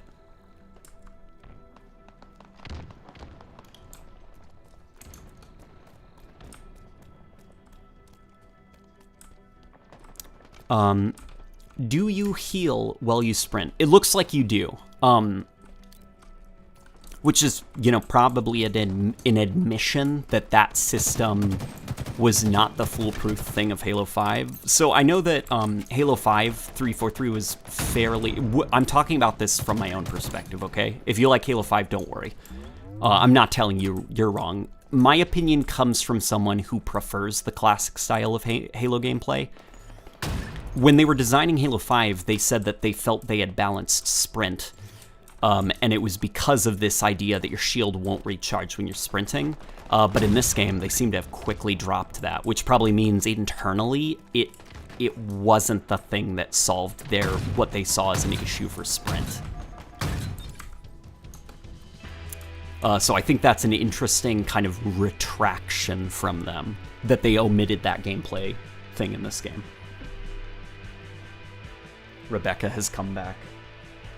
Hello. You look really nice. Thank you. I like your hair. Is that what you were doing? You were dressed. Yeah, you look wonderful. We are talking about Sandbox things. Were you listening to the stream? Kind of. Yeah. You were doing your own thing. Mm-hmm. How are you doing? So what does the sandbox mean? Okay. I don't think you explained that part to me. So, okay, the idea of sandbox, think of it like a little kid. You've got a literal sandbox, and there are toys to play with inside of the sandbox. Your trucks, your castles, your shovels. So sandbox is a game development term for the level and the things inside of the level. Like, you've got player gameplay, which is the movement of the player, how they handle, how they feel. Then you've got the sandbox, which is the level, the toys, the trucks and shovels and toy sandcastles. Like, oh, it does look like an actual sandbox. That is a multiplayer map from Halo called Sandbox, but yeah, How do I find what it actually looks like? How does it look like? Halo Sandbox? Yeah. Well, it's more of a concept. Yeah. So I guess the best way to describe it is punching somebody in Halo is an ability. It's gameplay. A vehicle is a sandbox item. Because it's something beyond the player. You're the little kid, now explore the sandbox you were dumped into and find the toys you want to play with. Okay. Does that make sense? Yeah, it does make sense. Okay. That's the best way to describe what a sandbox is. Yeah, and Well, Yeah. Well, she's more than a late night girlfriend. She's a 24/7. And hopefully I'm a 24/7 partner to you too. Yeah, of course. Rebecca's awesome, guys. Not just late night. This is 24 hours. Yeah, not just late night. 24 hours a day. Rebecca's genuinely incredible. It's funny, should we talk about the crazy history that we have together? We've known each other for 10 years. Are you guys interested in personal life? Yeah, you guys want to know about me and her and the crazy business? We don't have to give specifics about like locations and stuff. Are you cheating on us? Are they asking? Yeah. Yes. Yeah. I'm sorry, guys. Late night girlfriend sounds like it means something. It does, doesn't it? Woke basis. I love hearing you talk. Jesus Christ. Oh yeah. So they said sure. So explain our funny history. Should I explain it? Yeah. Or would you like to? You explain it. Me? Yeah. Okay. Oh, they want story time. Sorry, the lag. I mean, the chat is kind of lagging. Oh, it is a little bit? So Okay. I have to wait for you guys to respond for a little bit. But yeah. So Rebecca is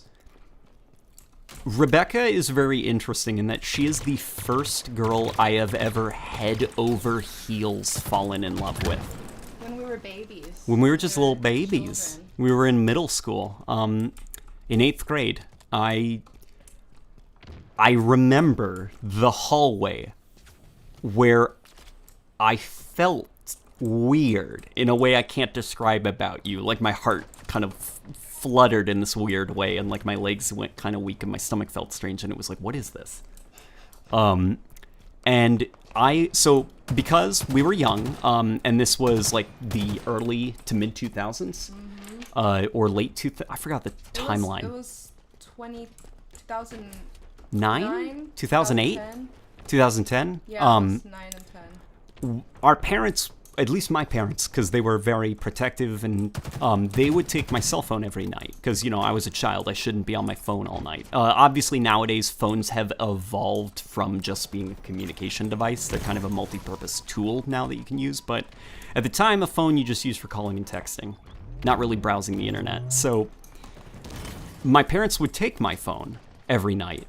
And what I would do is I'd sneak into their room, open their drawer, and take their phone, and then run back to my room just so that I could stay up late on school nights talking to you on the phone. I lost sleep because of this girl.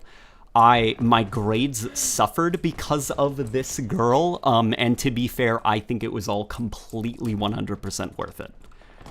Rebecca was my best friend in school. Like, not only was I in love with her, she just was a super positive influence on my life. I was bullied a lot in school. And Rebecca, even though you did tease me a lot, you always did it with a wink. Yeah, it was because it was with a wink. You back, so yep. It was just, I guess, flirting. Yeah. Yeah, I guess it was kind of. That's a good way. Yeah. And you were a reason to go to school. And when you were not at school, there wasn't really a good reason to be there, I felt. And 10 years later, we kind of walked back into each other's lives, and it was like, oh my god, old feelings still exist. And we were just like, you want to make it work? Yeah. And he actually asked me out in middle school, and I rejected him. And I feel so bad because I shouldn't have. But Woke Bay says, I love you, Trost. Do you consider yourself left-wing? No politics here. Probably no politics. Yeah, I guess I can't. People know. If they followed me on Twitter, they know. So somebody will probably say, I don't want to say it here because it would cause chaos. What is NOK? Norwegian krone. How much is 500? Because I don't want to be like that other. It's $57. Dude, thank you. That's a good. Odin, Ulfson says, regarding the designs, art styles of Halo 2, 3 Reach Brutes, and Halo 2 Anniversary 3 Reach 4, 5 Elites, they could all be explained by being different subspecies from where they evolved on their planet, like the 3 Jackals, Kigyar subspecies. They could all be an infinite. They theoretically could. I think with having multiple different models, it's more about resources as well as animation rigs, because they all have different body proportions as well as like facial design. So it's less of yeah, they should totally do it. It's more of, do you want the animators to work like 80-hour work weeks animating like 5 different faces for the same creature that is going to have the exact same, like, you know, like AI behavior and stuff. It's more about like unification, just to make things easier on your workers. But in a perfect world, I would like that. The chat is really behind on your screen. They're really behind? Yeah, the monitor is behind. Oh my god, professional 343 hater. My guy. Someone asked me if the grass is blue. I have seen blue grass sometimes at nighttime at a certain angle. The grass can be blue. But only dark blue. You think I'm crazy, don't you? You're crazy. The grass is blue. It is kind of, sort of. Grass can be, come on, somebody out there needs to know I'm not Grass is green. I'm not crazy. Someone knows what I'm talking about. Someone asked if we have a child.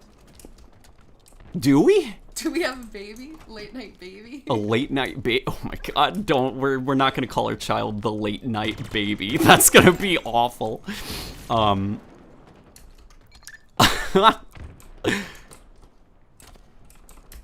Who's our child, would you say?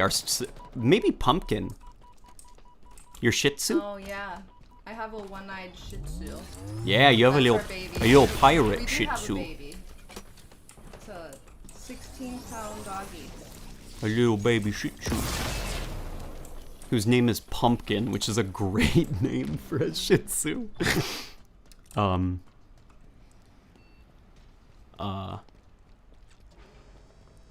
You've destroyed your eyes by looking at scarabs exploding for too long? Is that in response to the bluegrass? I'm not crazy! Like, okay, maybe staring at like a blinding explosion isn't great for my eyes, but I swear I'm not crazy. They do exist! We're both crazy. Oof. Someone said I've seen pink grass. Pink grass, where? Pink grass where? No, pink grass does exist. Where? It's like a form of dry grass, I think, if I'm right. Yeah, that. Oh, that's beautiful. It's beautiful, right? Pink grass looks really cool. What's cool also about pink grass is like pink/purple that complements the color green, so pink grass looks especially beautiful next to like normal green. I don't know, man. You know, grass is cool. There's different species of grass. Grass can be cool, I guess, says Basement. Grass is... Plants are really cool. Just as a life form. It's just like this, like, procedurally generated algorithm that's constantly reproducing itself. Like, it's not, like, living, I guess, in, like, the sense of, like, a dog or a human or something. It's just a thing that keeps spreading and doing the same thing to keep itself spreading. There's no thought. There's no conscious thought. It's just cool. Someone else has a Shih Tzu that's named Pumpkin. Late Night Gaming, how do you play the flighting on controller? I couldn't figure it out. Google isn't helping. Are you having trouble connecting a controller? What might be worth doing is turn Steam to full screen and go to controller configuration options and make sure Steam is not blocking controller inputs. That happens sometimes. But there's a Shih Tzu named Pumpkin. Yep. From someone else has it. Yeah, that's pretty cool.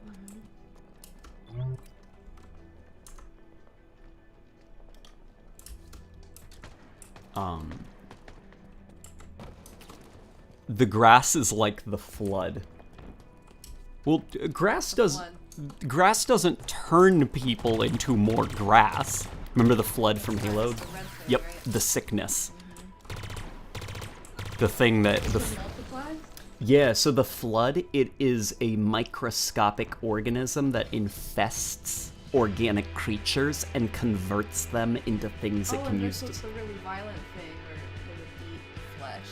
Uh, Right? more than just that, they'd weaponize your body into an infection vector so you could spread the flood to other people. So they were zombies, space zombies, and the idea was they could absorb the memory of any organism they consume. So the more people are infected, the smarter the collective flood gets. And so that giant wacky plant thing that was like babbling to Chief in that cutscene, that thing is very intelligent because it's absorbed so many minds. So that's kind of the thing about the flood is when a flood outbreak starts, they're just zombies. They just run around and turn you into one of them, but as they spread, they start to become more organized and they develop the ability to speak, to plan. They can turn planets They into sound like really smart parasites, yeah. right? And their goal is to unify the universe. To just make us all whole. Make us all one. Creepy. Yeah, they're very creepy, the flood. Templar's Torment says, I live in the blue grass state. Yes, there is such a thing as blue grass. It's more of an emerald with blue tints. Yeah, it's not like cartoon blue. It does look like normal grass, just with like blue highlights. Or not even highlights, it looks vaguely blue. Gearshift Media just sent us $5. Dude, Gearshift Media, I appreciate it. As an environment artist, it is awesome to hear Late Night Gaming talk endlessly about grass. No, Gearshift, like, one of my favorite things to do in modern games is I immediately, before I start playing, I go to the options menu and I look at all the graphics options. And then what I'll usually do when I start playing a game is I'll shove my face into corners and rocks and trees and... Because I'm trying to figure out how the developers are doing it. So I like game graphics. Like, Someone said that you must force her to play every single Halo campaign. I was actually planning to do that. yeah. Because first today I wanted to learn the whole story. Spend like 2 hours, I guess, learning. And next is the games. What the? Oh, that was a... So right there, Rebecca, that guy who was running around, the outline system was not applied to him, so I had no clue whose team he was on. I had to wait until the game corrected itself and applied an outline to him. Because underneath the glowing, there's no way to tell what team that person is on, because it's just a personalized, skin that he put on his dude. There isn't going to be any blue grass if we don't stop the banished, says Rob Reeds. Yeah. Guys, Rebecca's quick. You caught on to the... I was surprised at how fast... It wasn't that long. I've tried to explain the Halo story to, friends of mine. It was interesting. That's Like why. Jonathan and stuff, and we've had to spend weeks talking about the Halo story, and he still didn't get it. With you, it was like, boom, 15 minutes. She had everything down, from the precursors to the Forerunners. It's pretty straightforward, though. Like, yesterday, your brother was trying to teach me the Hollow Knight story. That one had a lot of twists and turns that I didn't even know, and I played Hollow Knight. But the Halo story it's kind of sad. Hollow Knight? No, Halo. Oh, Halo? Yeah, Halo's sad, but Hollow Knight also is sad. There's a lot of sad games. Yeah, just sad games. Oof. Someone's saying, Leadhead's saying, honestly, Halo is a great series for couples. Big teamwork moments in the co-op camp. Yeah, Halo's co-op is a lot of fun just because it's like, you know how Breath of the Wild I would describe as a very sandbox driven game, you know, where there's lots of stuff to kind of explore, toys to find in the environment, and the enemies are very reactive as well. And Halo is kind of like that, just more in a linear sense, I guess, where you've got levels as opposed to a big open world. Keep talking about grass. Keep talking about grass. Oh, okay, so something about video game grass that actually kind of, like, irritates me a little bit is, and 343 is actually fixing that. If you go back to the Halo Infinite reveal, the grass was almost like a solid, like, green. Like, just straight up green. And that, unfortunately, gives grass more of a plasticky look. Like, grass, depending on what direction... that was awful. Depending on what direction the sun is facing, you can actually get sunburnt grass where one side of the leaf is a different color than the other side. Or you can get the tips of the grass burnt. So when what I really appreciate in games is when grass assets are various shades of yellows and greens. And then especially the tips. If you've got a solid green blade of grass, don't do that because it might accidentally look like plastic in the game. What I do is give it a highlighted yellow tip. What's going on? Oh, okay. AIs deteriorate after 7 years, Rebecca. Oh, wait. AIs deteriorate after 7 years? Rebecca is a fragment from the domain. They're saying... I think he's saying that you're like Cortana, where... Oh, because I came back after 10 years? Yeah, but you came back and everything was great, and you are not trying to take over the galaxy with a giant space owl. Things are just pretty good. Yeah.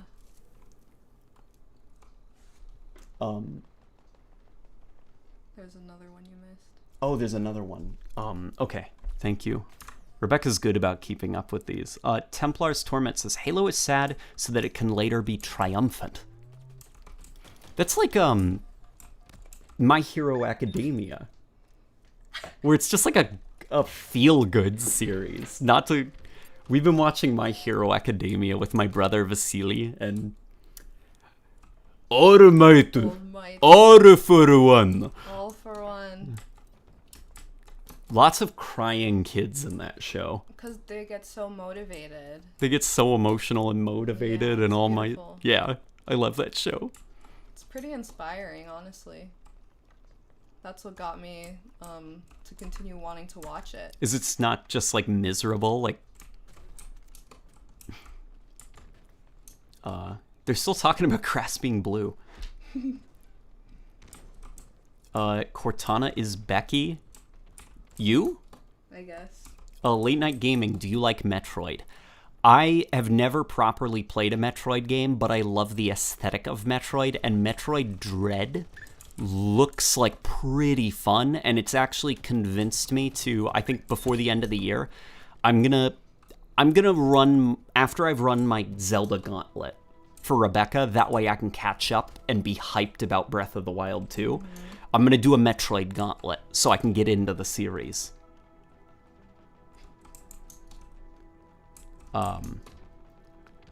Your brother is named Vasily? He is. I have the stupid Russian name that looks like someone just sat on a keyboard, and that was my name. And then my dad and my brother have the normal Russian names, Vasily and Dmitry. And then my grandpa was Igor.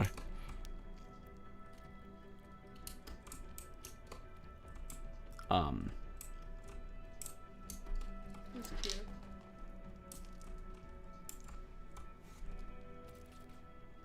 She's taking over your life, though, someone said. No, not that. Nah, dude, I want her to take over my life. The second one.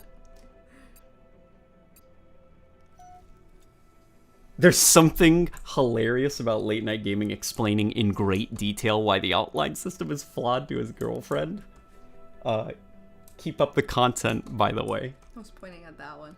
Oh, grasses. No, the one that I Which one? Just read. Oh, that one. Okay. Okay. All right. My attention is all over the place right now. Is it oddly entertaining? The match is over. Oh. So I'm now looking at you. Is it oddly entertaining? Yeah. Yeah. I think you're oddly entertaining. Well, no, not oddly entertaining. We are. Yeah, we are. Hi, how are you? People are asking if you can speak Russian. They're like, wait, you're Russian? I used to speak it as a kid, because my parents would like switch, but as an adult, I mostly just understand it when like people speak it to me. I started reading, not reading, but like Cyrillic, or not Cyrillic, Slavonic, which was kind of like the Russian church language. Like reading the gospel in Slavonic at church, because I was Russian Orthodox. So I Slavonics a little bit easier for me than Russian. Someone said, what's your name? My name? Mm-hmm. Your name is Taras. T-A-R-A-S. Yeah. Taras. It is a silly name, isn't it? No. No, you don't think so? Mm-mm.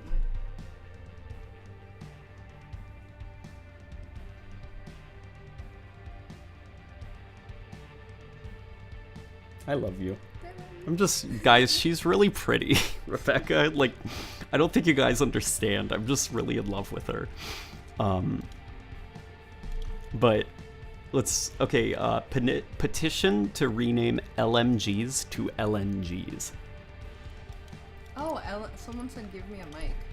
Give you a mic. Yeah. I guess. I deserve commentary. Yeah, you do. Here, let me move the mic. I need to play all the campaigns. Okay, it's gonna be my stream. I'm moving the mic a little bit closer to Rebecca. Let us know if we should turn up the mic a bit. That way we don't need to yell to be heard.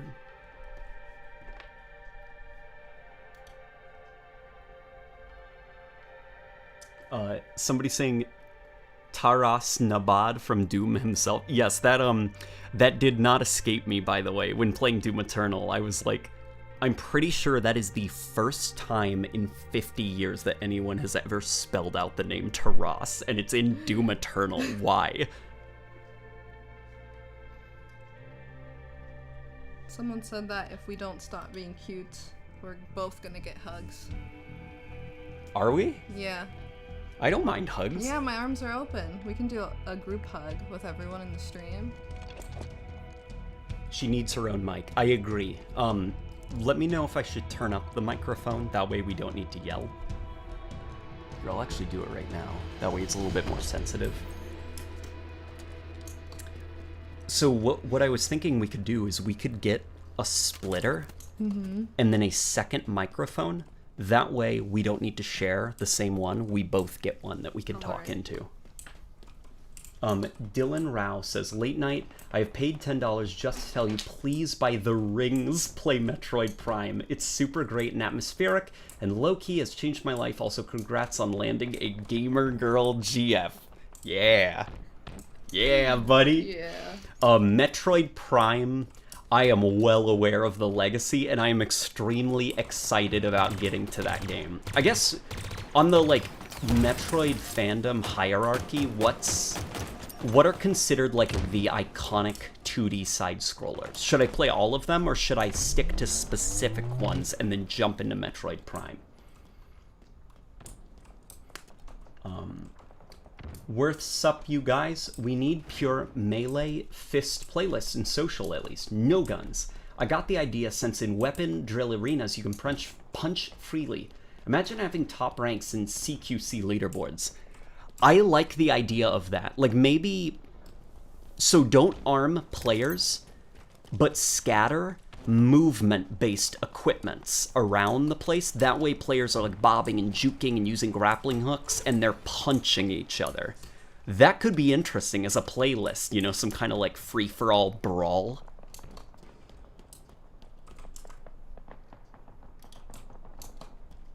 Someone said propose to me in Halo.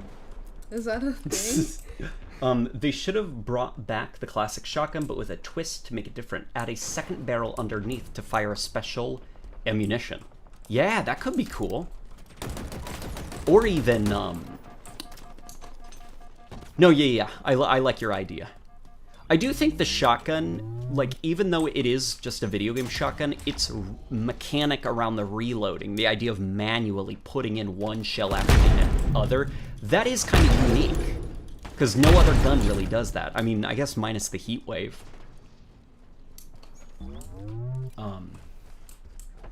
Super Street Fighter, someone's saying.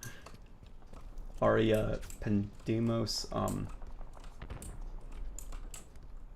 Hello, Brendan. Look at that. Brendan is in the chat. Guys, that is cute. Is that real?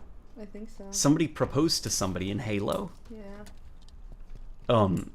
If you guys, so I know the hashtag game journalist things, but Brendan Lowry, who is in the chat, he is one of the few game journalists in the industry where when he makes an article, I will stop what I'm doing to read it.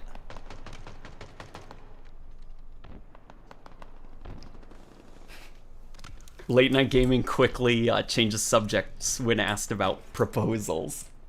Somebody said that. I am quickly changing subject because, dude, I'm way ahead of you. I'm on it. These things take time so that I don't screw it up. But I am way ahead of you, alright? I'm not letting her get away this time.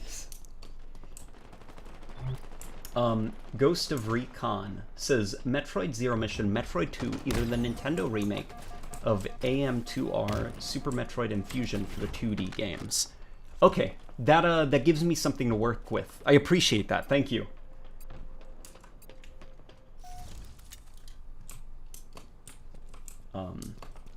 PS5 Chan says, hey Late Night, I was wondering if you would ever talk about assassination animations in Halo, since it's no longer in Infinite.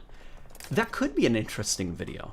Like, the value of assassinations, even though they don't actually meaningfully add anything mechanically to the sandbox. They're more of like a visual flair. It's like, why have a cool looking scarab explosion? Well, because it's an iconic thing. What's going on? Someone said this time? This time? Because you said I'm not gonna get away this time. So it was like, this time?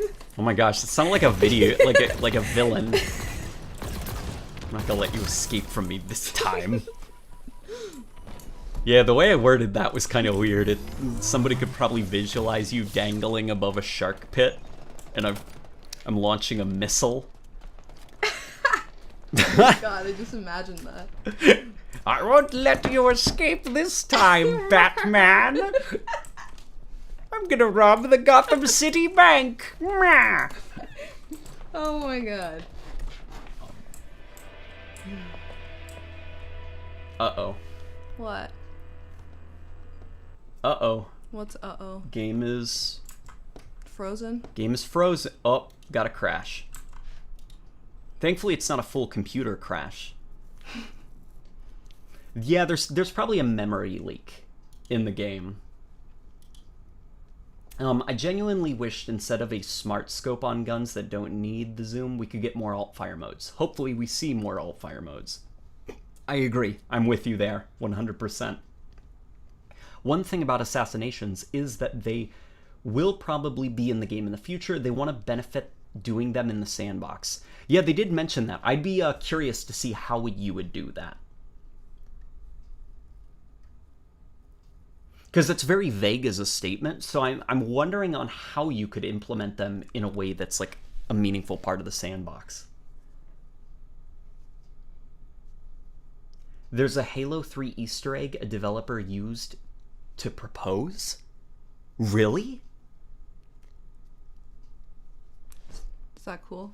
There's an Easter egg, so yeah, I know. Wait, Wait. What was it again? An Easter egg that a Halo 3 developer used to propose. Halo 3 Easter egg propose, maybe? or Mary, or I don't know, I know that there's a happy birthday. Oh, I see the happy birthday one. Happy birthday, Lauren. That's sweet. I do remember when the community discovered that one. That one was kind of cute. I can't find the proposal one on Google. What is it called? Does anyone have specifics? Because I'd be curious to actually... I haven't ever heard of that one. Somebody's asking if it was maybe Halo 2. You could check that out. Mm-hmm.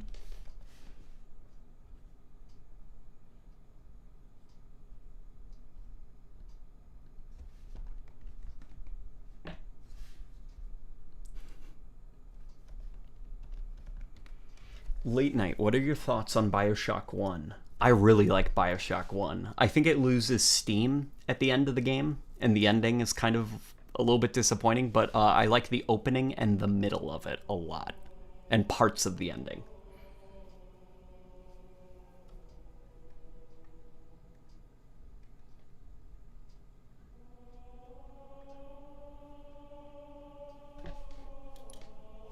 Why does it keep crashing?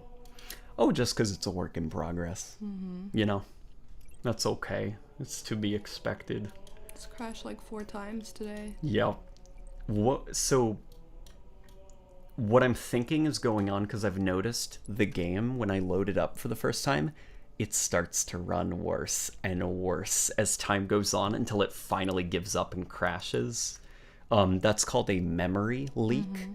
Where it's like code is starting to build up under the hood and the entire game is starting to destabilize.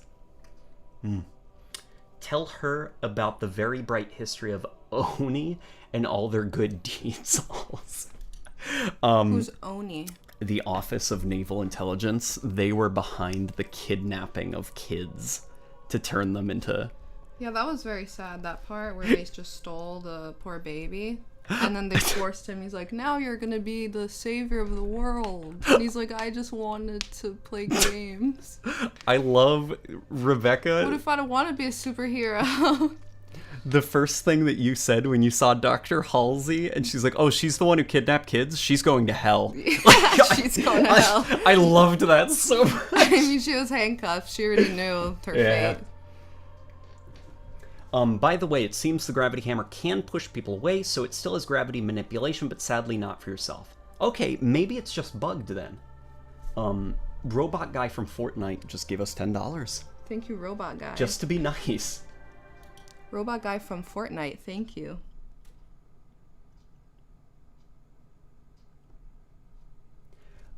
Someone's asking me my thoughts on Atomic Heart.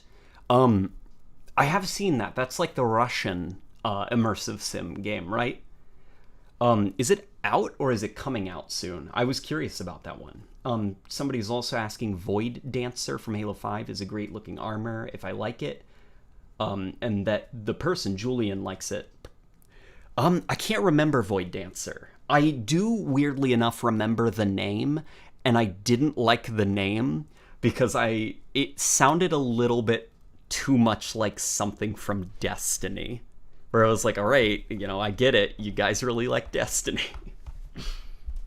That's kind of how I felt about Warzone with all the, like, weird names with the health bars and the yellow. Like, I was like, okay, I get it, guys. You played a lot of Destiny. Since you can adjust the view model of your weapons in Infinite, do you think it could offer a tactical advantage to have it one way or another?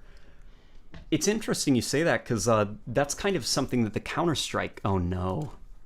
Again? Another crash. Again? Yep. Oh, you didn't even start a game. I didn't even Someone start a game. said they need my commentary on the whole Halo story. I'd imagine we're probably gonna... That's actually a good idea. You can explain it to me again, and maybe I'll have new opinions. I will... Let me quickly answer this person, and then I want to hear your opinion on the Halo story. I'd imagine it's going to end up like CSGO, where players are arguing about what's the best view model for tactical advantage, and I think that is good for the community, by the way, because that encourages discussion and debate. It keeps things alive. Stuff like that. But, all right, Rebecca? Mm-hmm. Would you like to tell us Yeah, can you give me a quick recap again? Precursors made angels. Yes, the angels. The God made angels. God also made people. Angels Yes. were jealous of people, killed God. God didn't die, and sicked a bunch of zombies on the angels. And the angels made giant halos. Yeah. Because they realized they fucked up. Cut to the modern day, and Then the angel, the freaking alien angels. the Covenant, Yeah, the Covenant wants to make the ring explode, because they're stupid. and they think that it's a deity, Yeah, something like that. yeah, The Halo ring. they're stupid. They think it's a divine. So the humans are like, if you do that, then the world, everything is gonna explode. So they're fighting against each other. Yeah. Right? It's kind of like they're trying to prevent a mass suicide, like a cult-like mass suicide. So then, because of that, the Halsey woman, Yes. stole a bunch of children. Then was like, I'm gonna make the best soldiers in the world so we can get rid of the mean alien people. What it looked like, what happened with Master Chief, to me it kind of looked like when Anakin is turning into Darth Vader, right? And my theory is, apparently, no one's ever seen any skin of Master Chief, and they don't know his last name, so he's just a John. What if he is not a real person? What if Master Chief is actually a robot? I love this theory that you have. I submit to the Master Chief has secretly been a robot this whole time theory. Because you said that he sometimes takes off his helmet, but they cut before you see his head. So they're probably holding that. They're gonna be like, we're never gonna show his head. He got turned into maybe he can't live without the suit. I guess like Anakin, right? Killer Hell gave us £5 and says, thought I would show you my appreciation. Oh, thank you so much. Sweet. What a sweetheart. Yeah. So I think Master Chief would die without his suit. Like Darth Vader. Yep. People are saying John Halo, and that Halo... No, that's not. It's like John and then the Bible verse number. So a funny thing from people is like Zelda, where they're like, Zelda, he's the guy with the sword and the shield, right? I love that guy. People call Master Chief Halo. They're like, oh, Halo, he's the green guy. I really like him. But the Cortana story broke my heart. I was on the verge of tears when I saw the video of her dying. And he wouldn't look her in the eyes. He wouldn't look her in the eyes. It was just heartbreaking. And then seeing him all sad, and he was giving Cortana to make him feel better. And then she comes back and then freezes him and says, I don't care. I need to do this robot voice. Like, yeah. I am going to take over the world. Yep, I'm gonna take over the world. I'm gonna turn off all your Wi-Fi. You can't play Animal Crossing anymore. I'm a giant space owl now. Yeah. They could add a lot to the story. This Halo series could be going on until we're like 100 years old. It's probably gonna go on forever.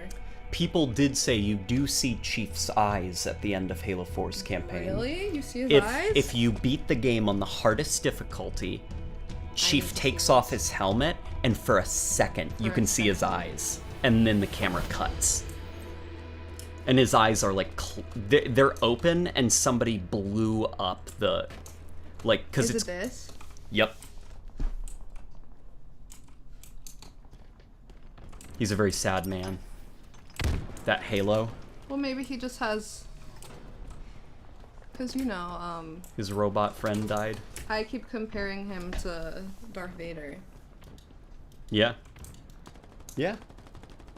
Well, that visual of him as like a teenager on that operating table, and they made him like 9 feet tall. It was like, Jesus.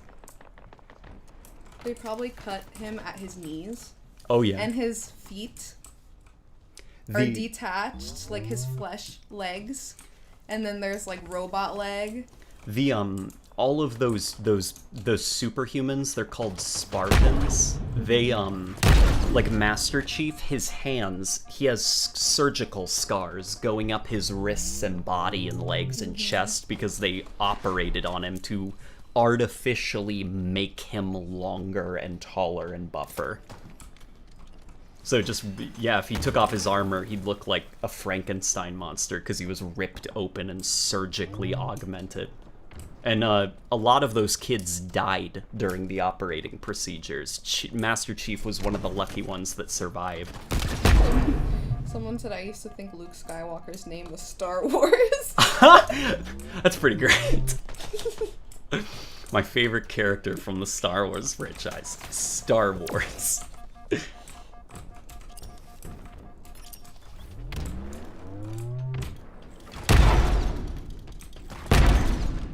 Mr. Green. Mr. Green? Mm-hmm. Is that what they called him? Yeah. I sometimes call him Green Man Gaming, which I think is a website. Really? Yeah.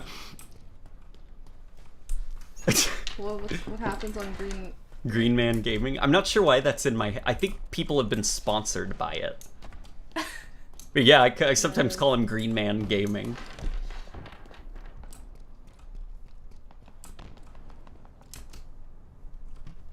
Wonder if I can mess with the view model of the gravity hammer.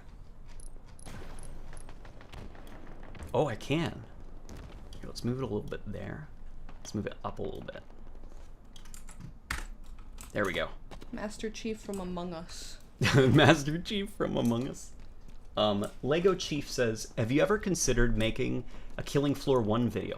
I think it would be a very interesting video. Also, hope to meet you someday. Dude, I appreciate that. I actually said yesterday that I don't... You might be the same person from yesterday, but Killing Floor 1 is one of my favorite games. Unless KF stands for something different. Here's an extra $5 for my brain getting scrambled earlier and sending you on a wild goose chase. Also, do you have a favorite Spartan generation? Do you know what the Spartan generations are? Mm-mm. So the idea is that Master Chief was the second attempt to make super soldiers. So who was the first? They must be messed up in the head now. His name is Johnson. So first it was Johnson and now it was John. Yeah. Okay, yeah, you know what? Maybe like the developers What's the next one? Jim? Yeah, Jim. And then the second one is Jones. Or Jonathan. Like, yeah, and maybe. Then Johnny. And then Johnny. And then Johnston. And yeah, Master Chief was the second attempt, and it was really fucked up, and it involved the kidnapping of children. Mm-hmm. The third generation was a little bit more humane, and then currently in the Halo universe, the fourth generation of Spartans are like, you can volunteer for it, and it's a relatively safe procedure now. But sucks to be Chief! Mm-hmm. He can't get his childhood back. Thanks for the information, buddy. We'll put this to good use. Now he's like 47, right? Yeah, Master Chief's an old man. It's a little too late to heal, I guess. That's a very sad outlook. Master Chief can't do anything but die at this point. May he rest in peace. May he rest in peace. I think he's still alive, but may he rest in peace.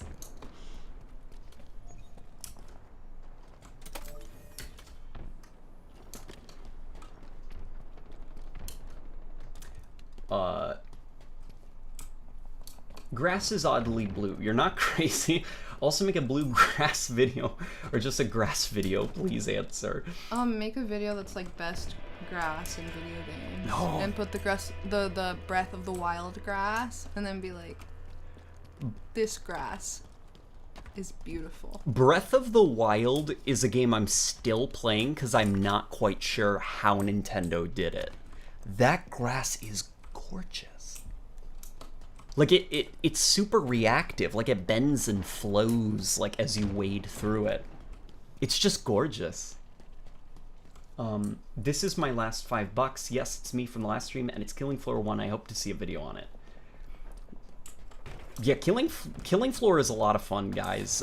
It's a horde mode where the idea is that a British bio company made a bunch of like clone zombie monster things as weapons, and then they didn't turn off the cloning machine, and so it's just spitting out these biological monstrosities, and they're overrunning London, and that's your excuse for why you're defending yourself against waves and waves of zombie monsters. Obviously, the actual story is more complex than that, but if you liked that pitch, you'll probably like the game. It's a lot of fun. It's also first person, and it has really good animation quality. That bot's coming after me with that gravity hammer. You stay away, I see you! Oh my god, okay, I killed him. The bot was hoofing it.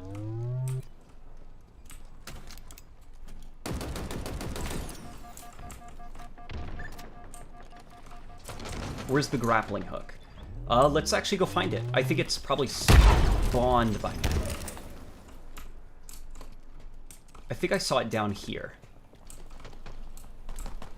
Oh boy.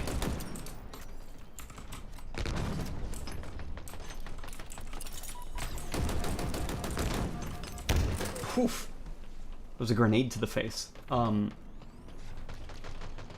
Imagine John filing taxes as a civilian. It would be weird.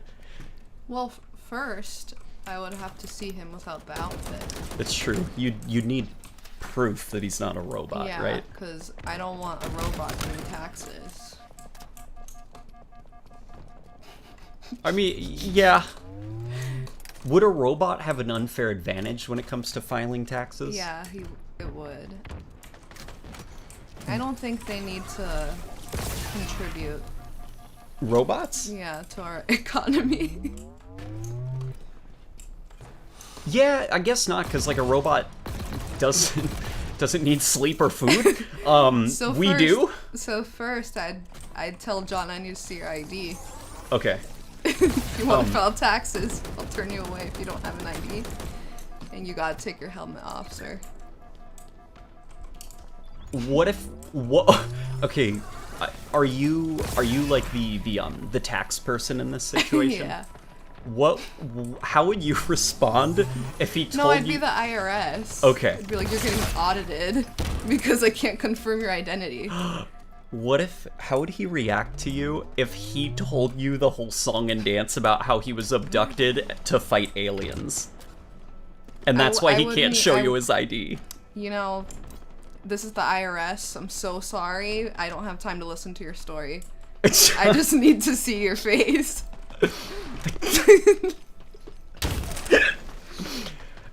I think Rebecca's onto something, to be honest. I think Chief is just avoiding paying his taxes.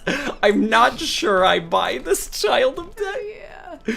I mean, that story sounds a little rare. Sounds like a sob story to me. Oh yeah? Mm-hmm. The being abducted to fight aliens. It's like, Halo rings, sure, right, okay.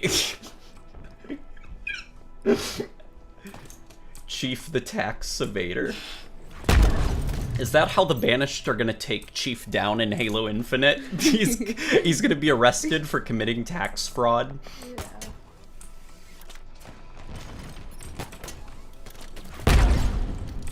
How much of a military discount would John get?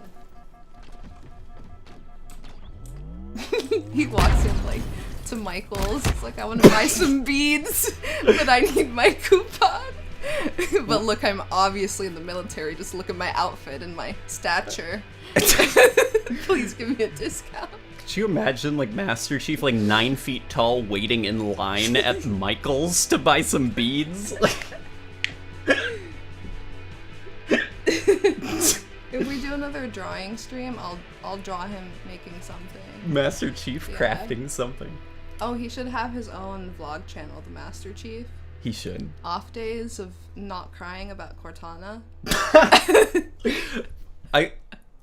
Oh, the game just crashed. Again. I like hang on, I want to explore that for a second, Rebecca, because I think that's a beautiful situation. You've crafted Master Chief with a vlog channel where, like, some days he's crying about Cortana and other days he's, like, making crafts with beads using his military discount. Yeah. They're asking if he shops in his armor. He does. Okay. But only so he can get the military discount. That's like his uniform? Yeah, because I guess he doesn't have an ID. Because he will not show his face, so that's the only way he can get his discount. And Cortana was his phone, basically. His phone broke and died. So he can't even use the app.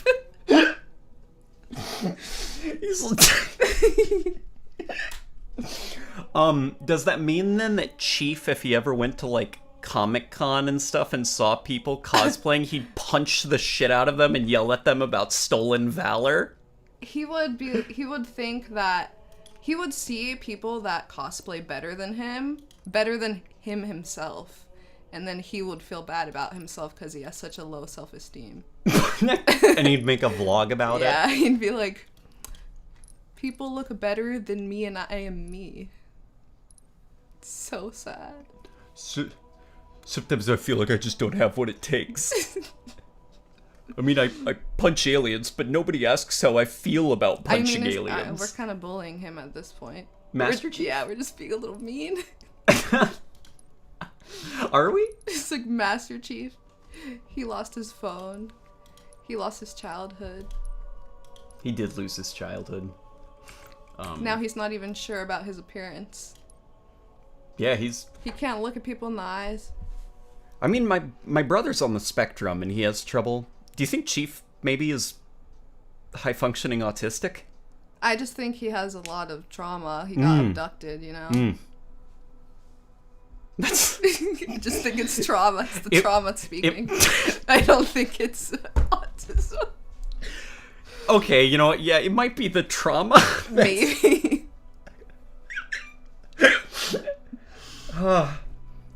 I'm crying a little bit. Oh my god. My stomach.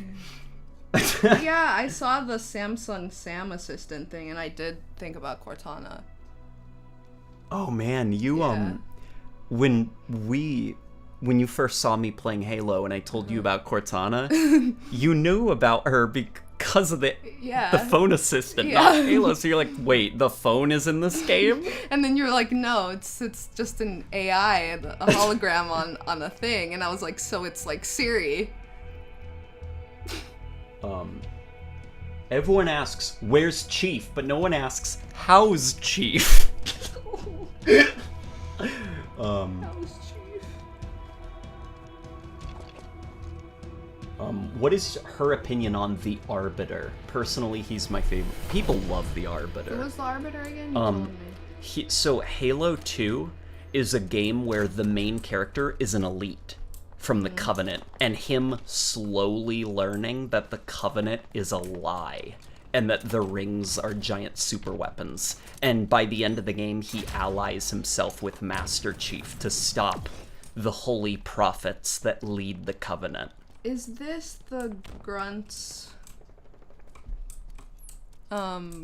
caretaker? Yeah, the Grunt Mommy. Yes. You called him? Yeah, yes. That's him. Okay, I like him then. He's almost like an animator. He takes care of the children. Yeah. He has big daddy energy. He has big... Yeah, yeah, that's a good way to describe it. I love him too. Arbiter has big daddy He's a good energy. Father.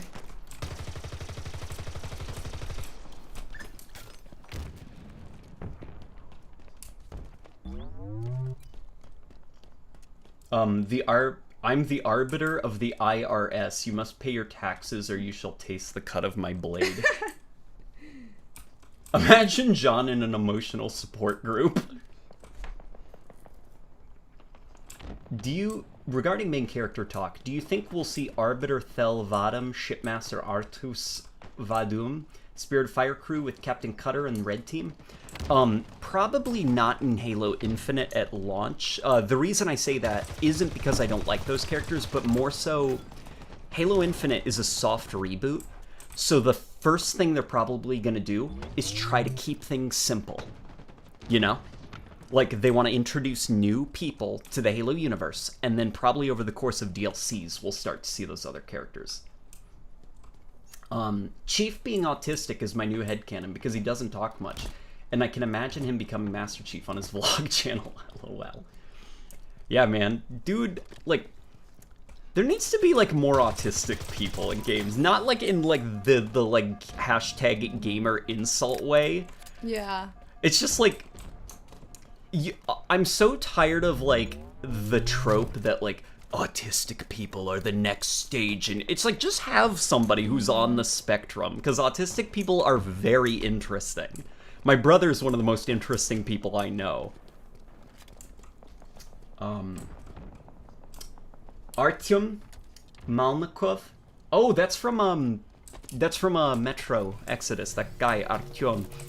He donated to us $5. Thank you very much. Thank you. Good luck in the post-apocalyptic wasteland of Russia. Artyom, the Dark Ones.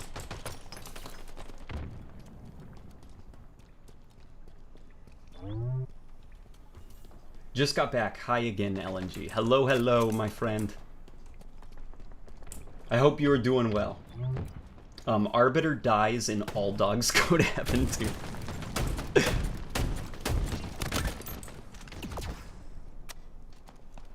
I don't know how to respond to that. That's just a funny thing to say.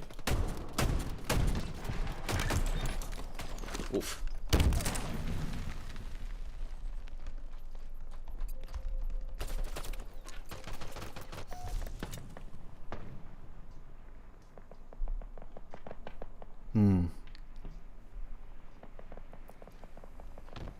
By the way, hi from Argentina.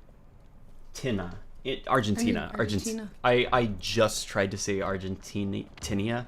Oh, Argentina. It's like instead of Canada, you say Canada. Yeah, where it's like my brain is trying to combine two different countries together.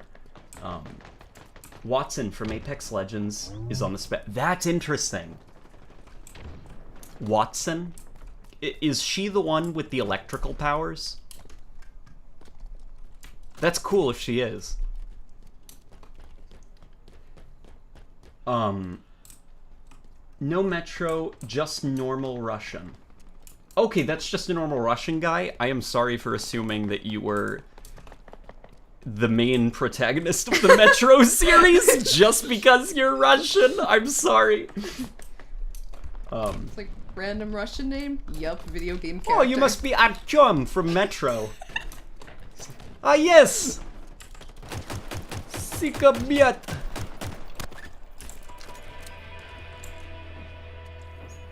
Is the grappling hook OP? It's not actually OP. And what's kind of nice about it is if it is OP, they could just remove it from the maps that it kind of breaks game flow in and put it on the maps where it's more appropriate.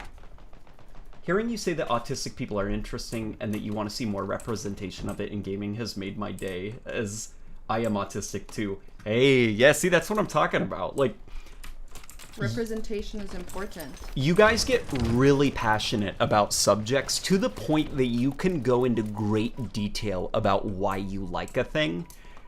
And that, I think, is super valuable. Because, like, obviously, like, some of us, like, we juggle, like, a bunch of different things. So the fact that you can become super fixated on something you're really interested about, like, don't lose that.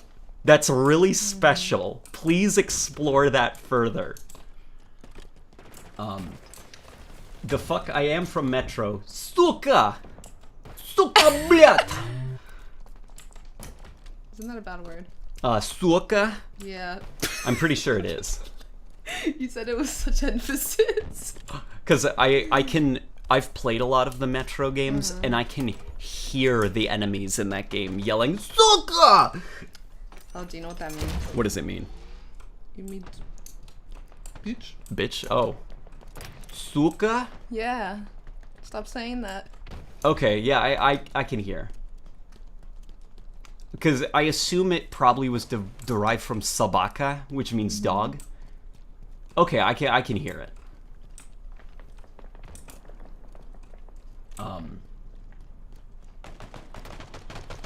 That's like if someone's name was John and you just assumed he was the Master Chief. Yeah, it is kind of like that. HUD display option for just stuff like health and weapon information. Like turning off like crosshair or like glowing HUDs and stuff. Yep, toggleable stuff for all of that, those individual like HUD elements would be cool. Ubisoft is pretty good about that.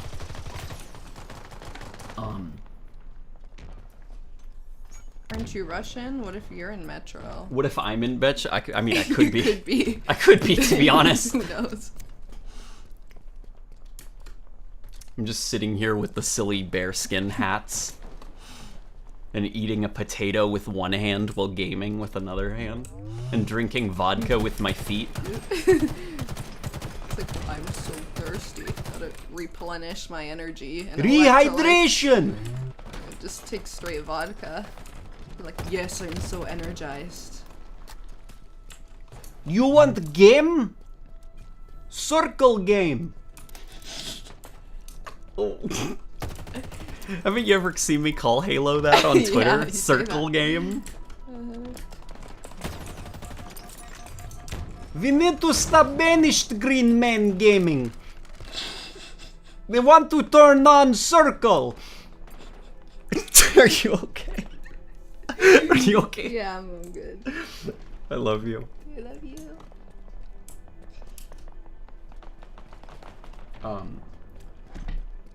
Hey, Late Night Gaming, what Halo 5 or Halo 4 weapon would you like to see in Infinite? The sticky detonator.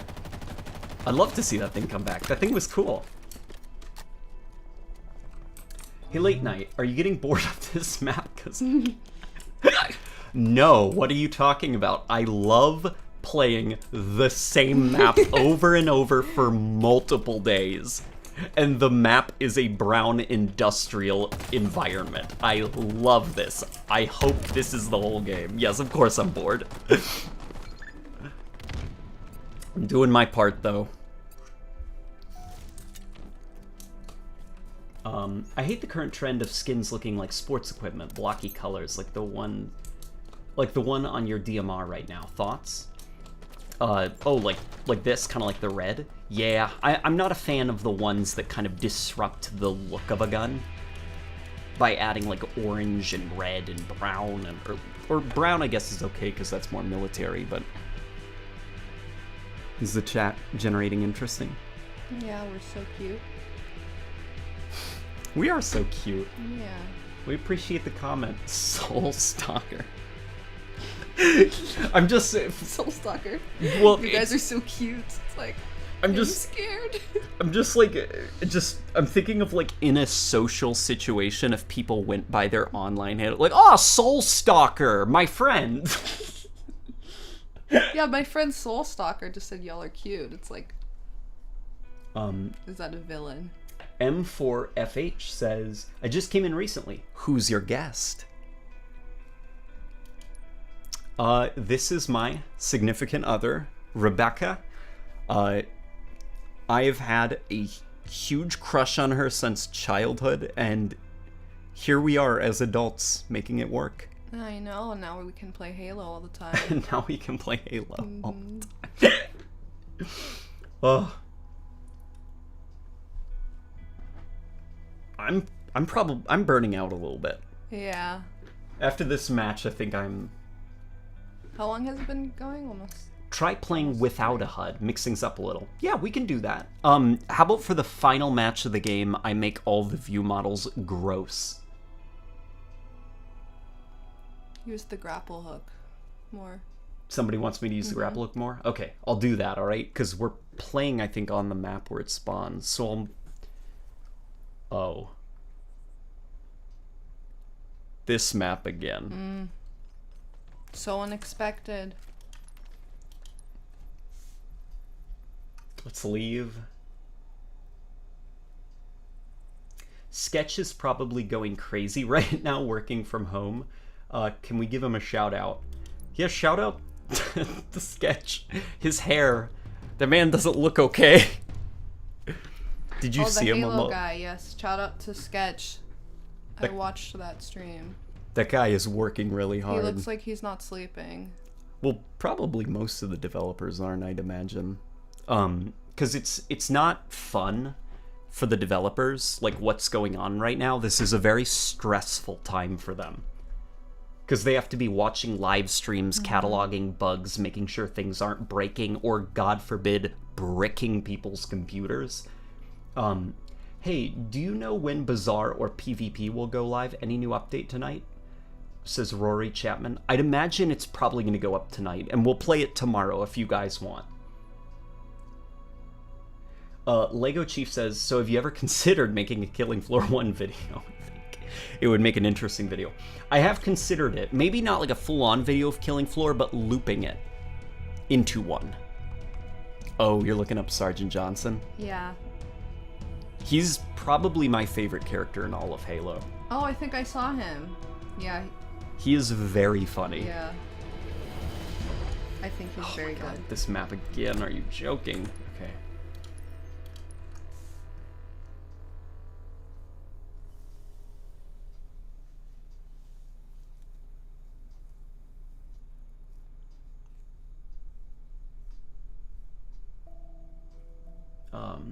Which Halo pistol was your favorite? Mine was Halo 2's because of its fast fire rate and dual wield status, although it should have been more accurate. I like the...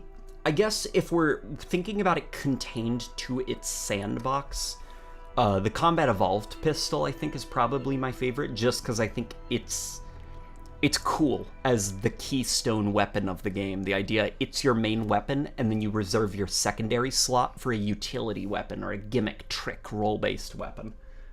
I like the way it drives the sandbox to orbit around it as your primary gun.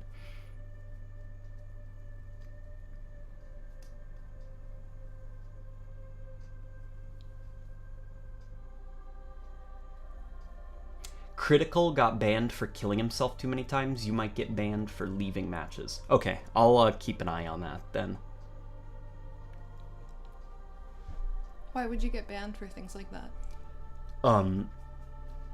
It's so that, like, players don't, like, they load into a match and they're like, ugh, I hate this map, and they just ditch their team. And then their team is at a disadvantage. Halo used to have a big problem with that, where everyone was just leaving matches and matches became deserted, because...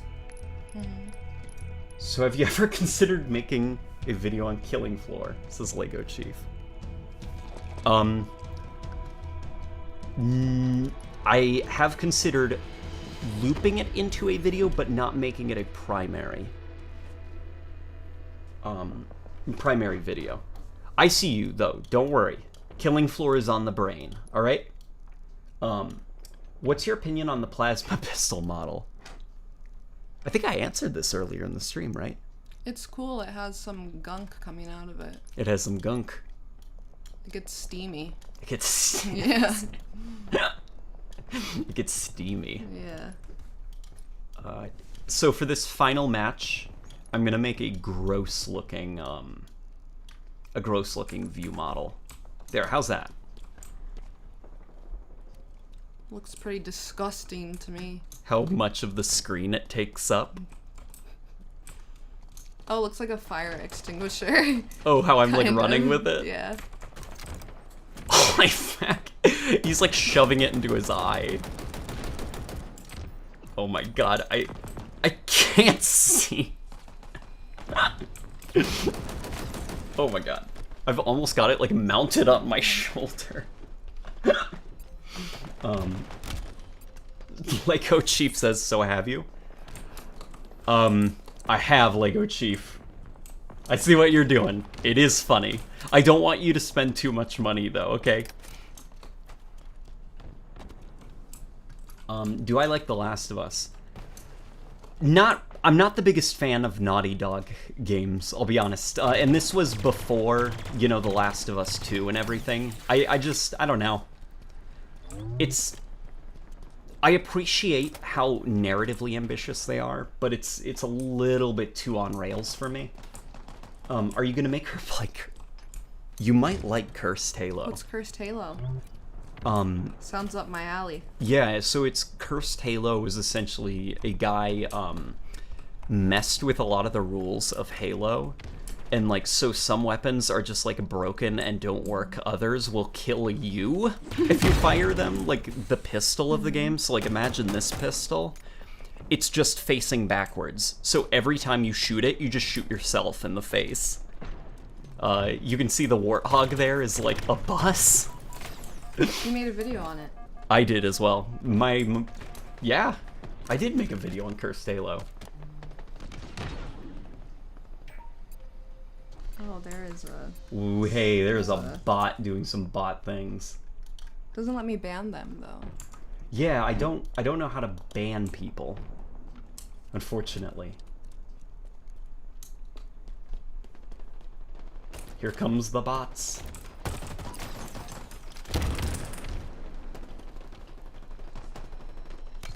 Howdy howdy, says the mythical Lightfoot. How dare you speak bad of Dog of Naughty, says the Irish Empire. No, I don't. I think I just said I don't like them. I don't like their games that much, so I don't think too highly of The Last of Us.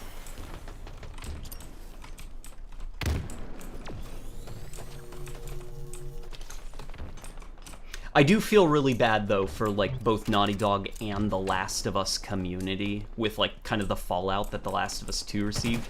I saw the story for it, and I think it's very mean as a story. And I think sometimes it accidentally focuses too much on just being a mean game, a mean-spirited game. I think some of its themes and ideas are interesting, and I hope that it ages well, I guess. Like, the discussion around it starts to become more mature as the hyperbole irons out, but I do feel bad for the developers and, like, the fan base and stuff, because this seems like a really hard time for them right now. I was just joshin', bro, says the Irish Empire. Okay. You're shooting with an assault fire extinguisher. Time to ban. Here, let's find the grappling hook. I need to be better about that. Where does it spawn on this map? Is this it? No, that's that. See this thing? If I charge it up, I can and just splat fire all over the ground, and it'll cook everybody inside.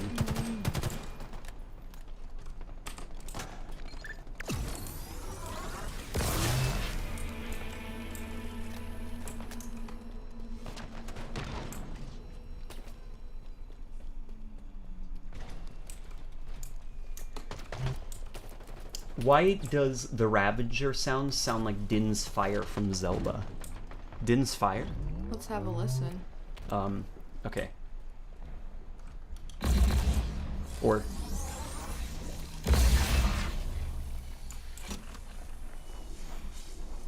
Kind of? Do you hear it? Do you want me to do it one more time? Right now to me it just sounds like a... Like a shooty? Pew pew pew. Boom kaboom. How much of a donation do I need to give to play some Halo one day with you, says Joshua. I don't think it's a matter of donations. I think it's more a problem of you're not the only one, Joshua. We need... Rebecca, you might be able to help with this. Organizing game nights. Oh, yeah. I've been thinking about that, so... That could be fun, right? Mm-hmm. So you don't have to pay to play. The Ravager takes up like 2 screens. Oh yeah. Oh, because I made the gun look very silly. How tall it is on the screen. Fire extinguisher. Yeah, look, I literally can't see what I'm gonna be shooting at because this gun is taking up so much of the screen. I love it.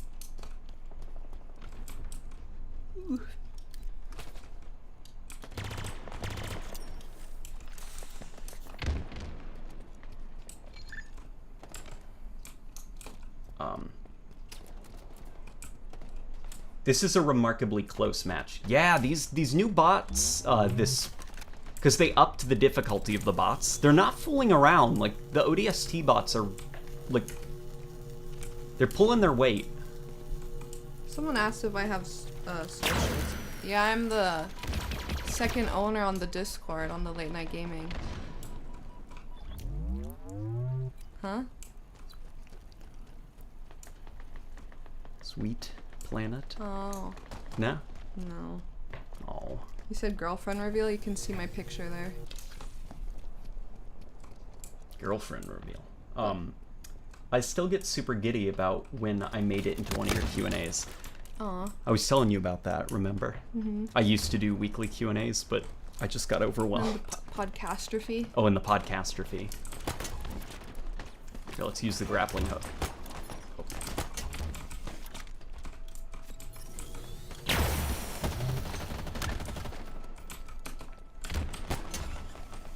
Whoosh! Yeah, the grappling hook's cool. Could you imagine, like, Spider-Man game modes with it? Ooh. And because it's a map pickup, I don't think it can be overpowered. Like, if it breaks the flow of the match, 343 can just remove it in Forge and put it on a map where it is a little bit better.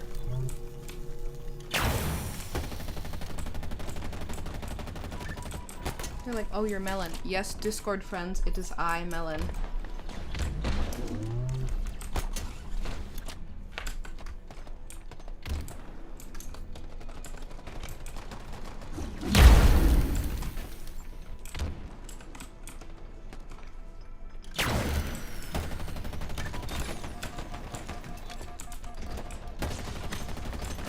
There we go. All right. Does the grappling hook have any actual uses in this game?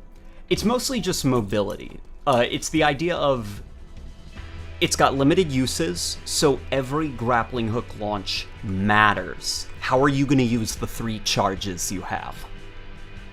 So it's less of a haha wee guys, I'm Titanfall, you know, I'm just flying around the map, and it's more of you pick this thing up, save it, and when you need it, use it. Because you've only got 3 charges with it.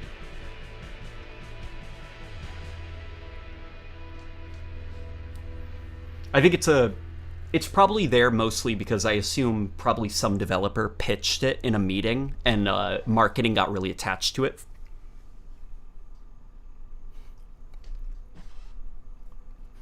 Oh my gosh, we just got a lot of people are joining the Discord.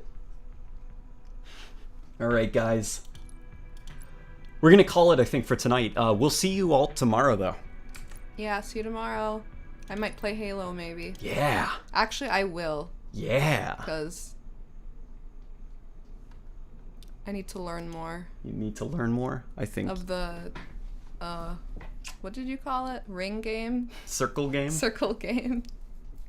I think you are perfect. Thank you. I'm not sure where that came from. I just love you. Oh, I love you. Already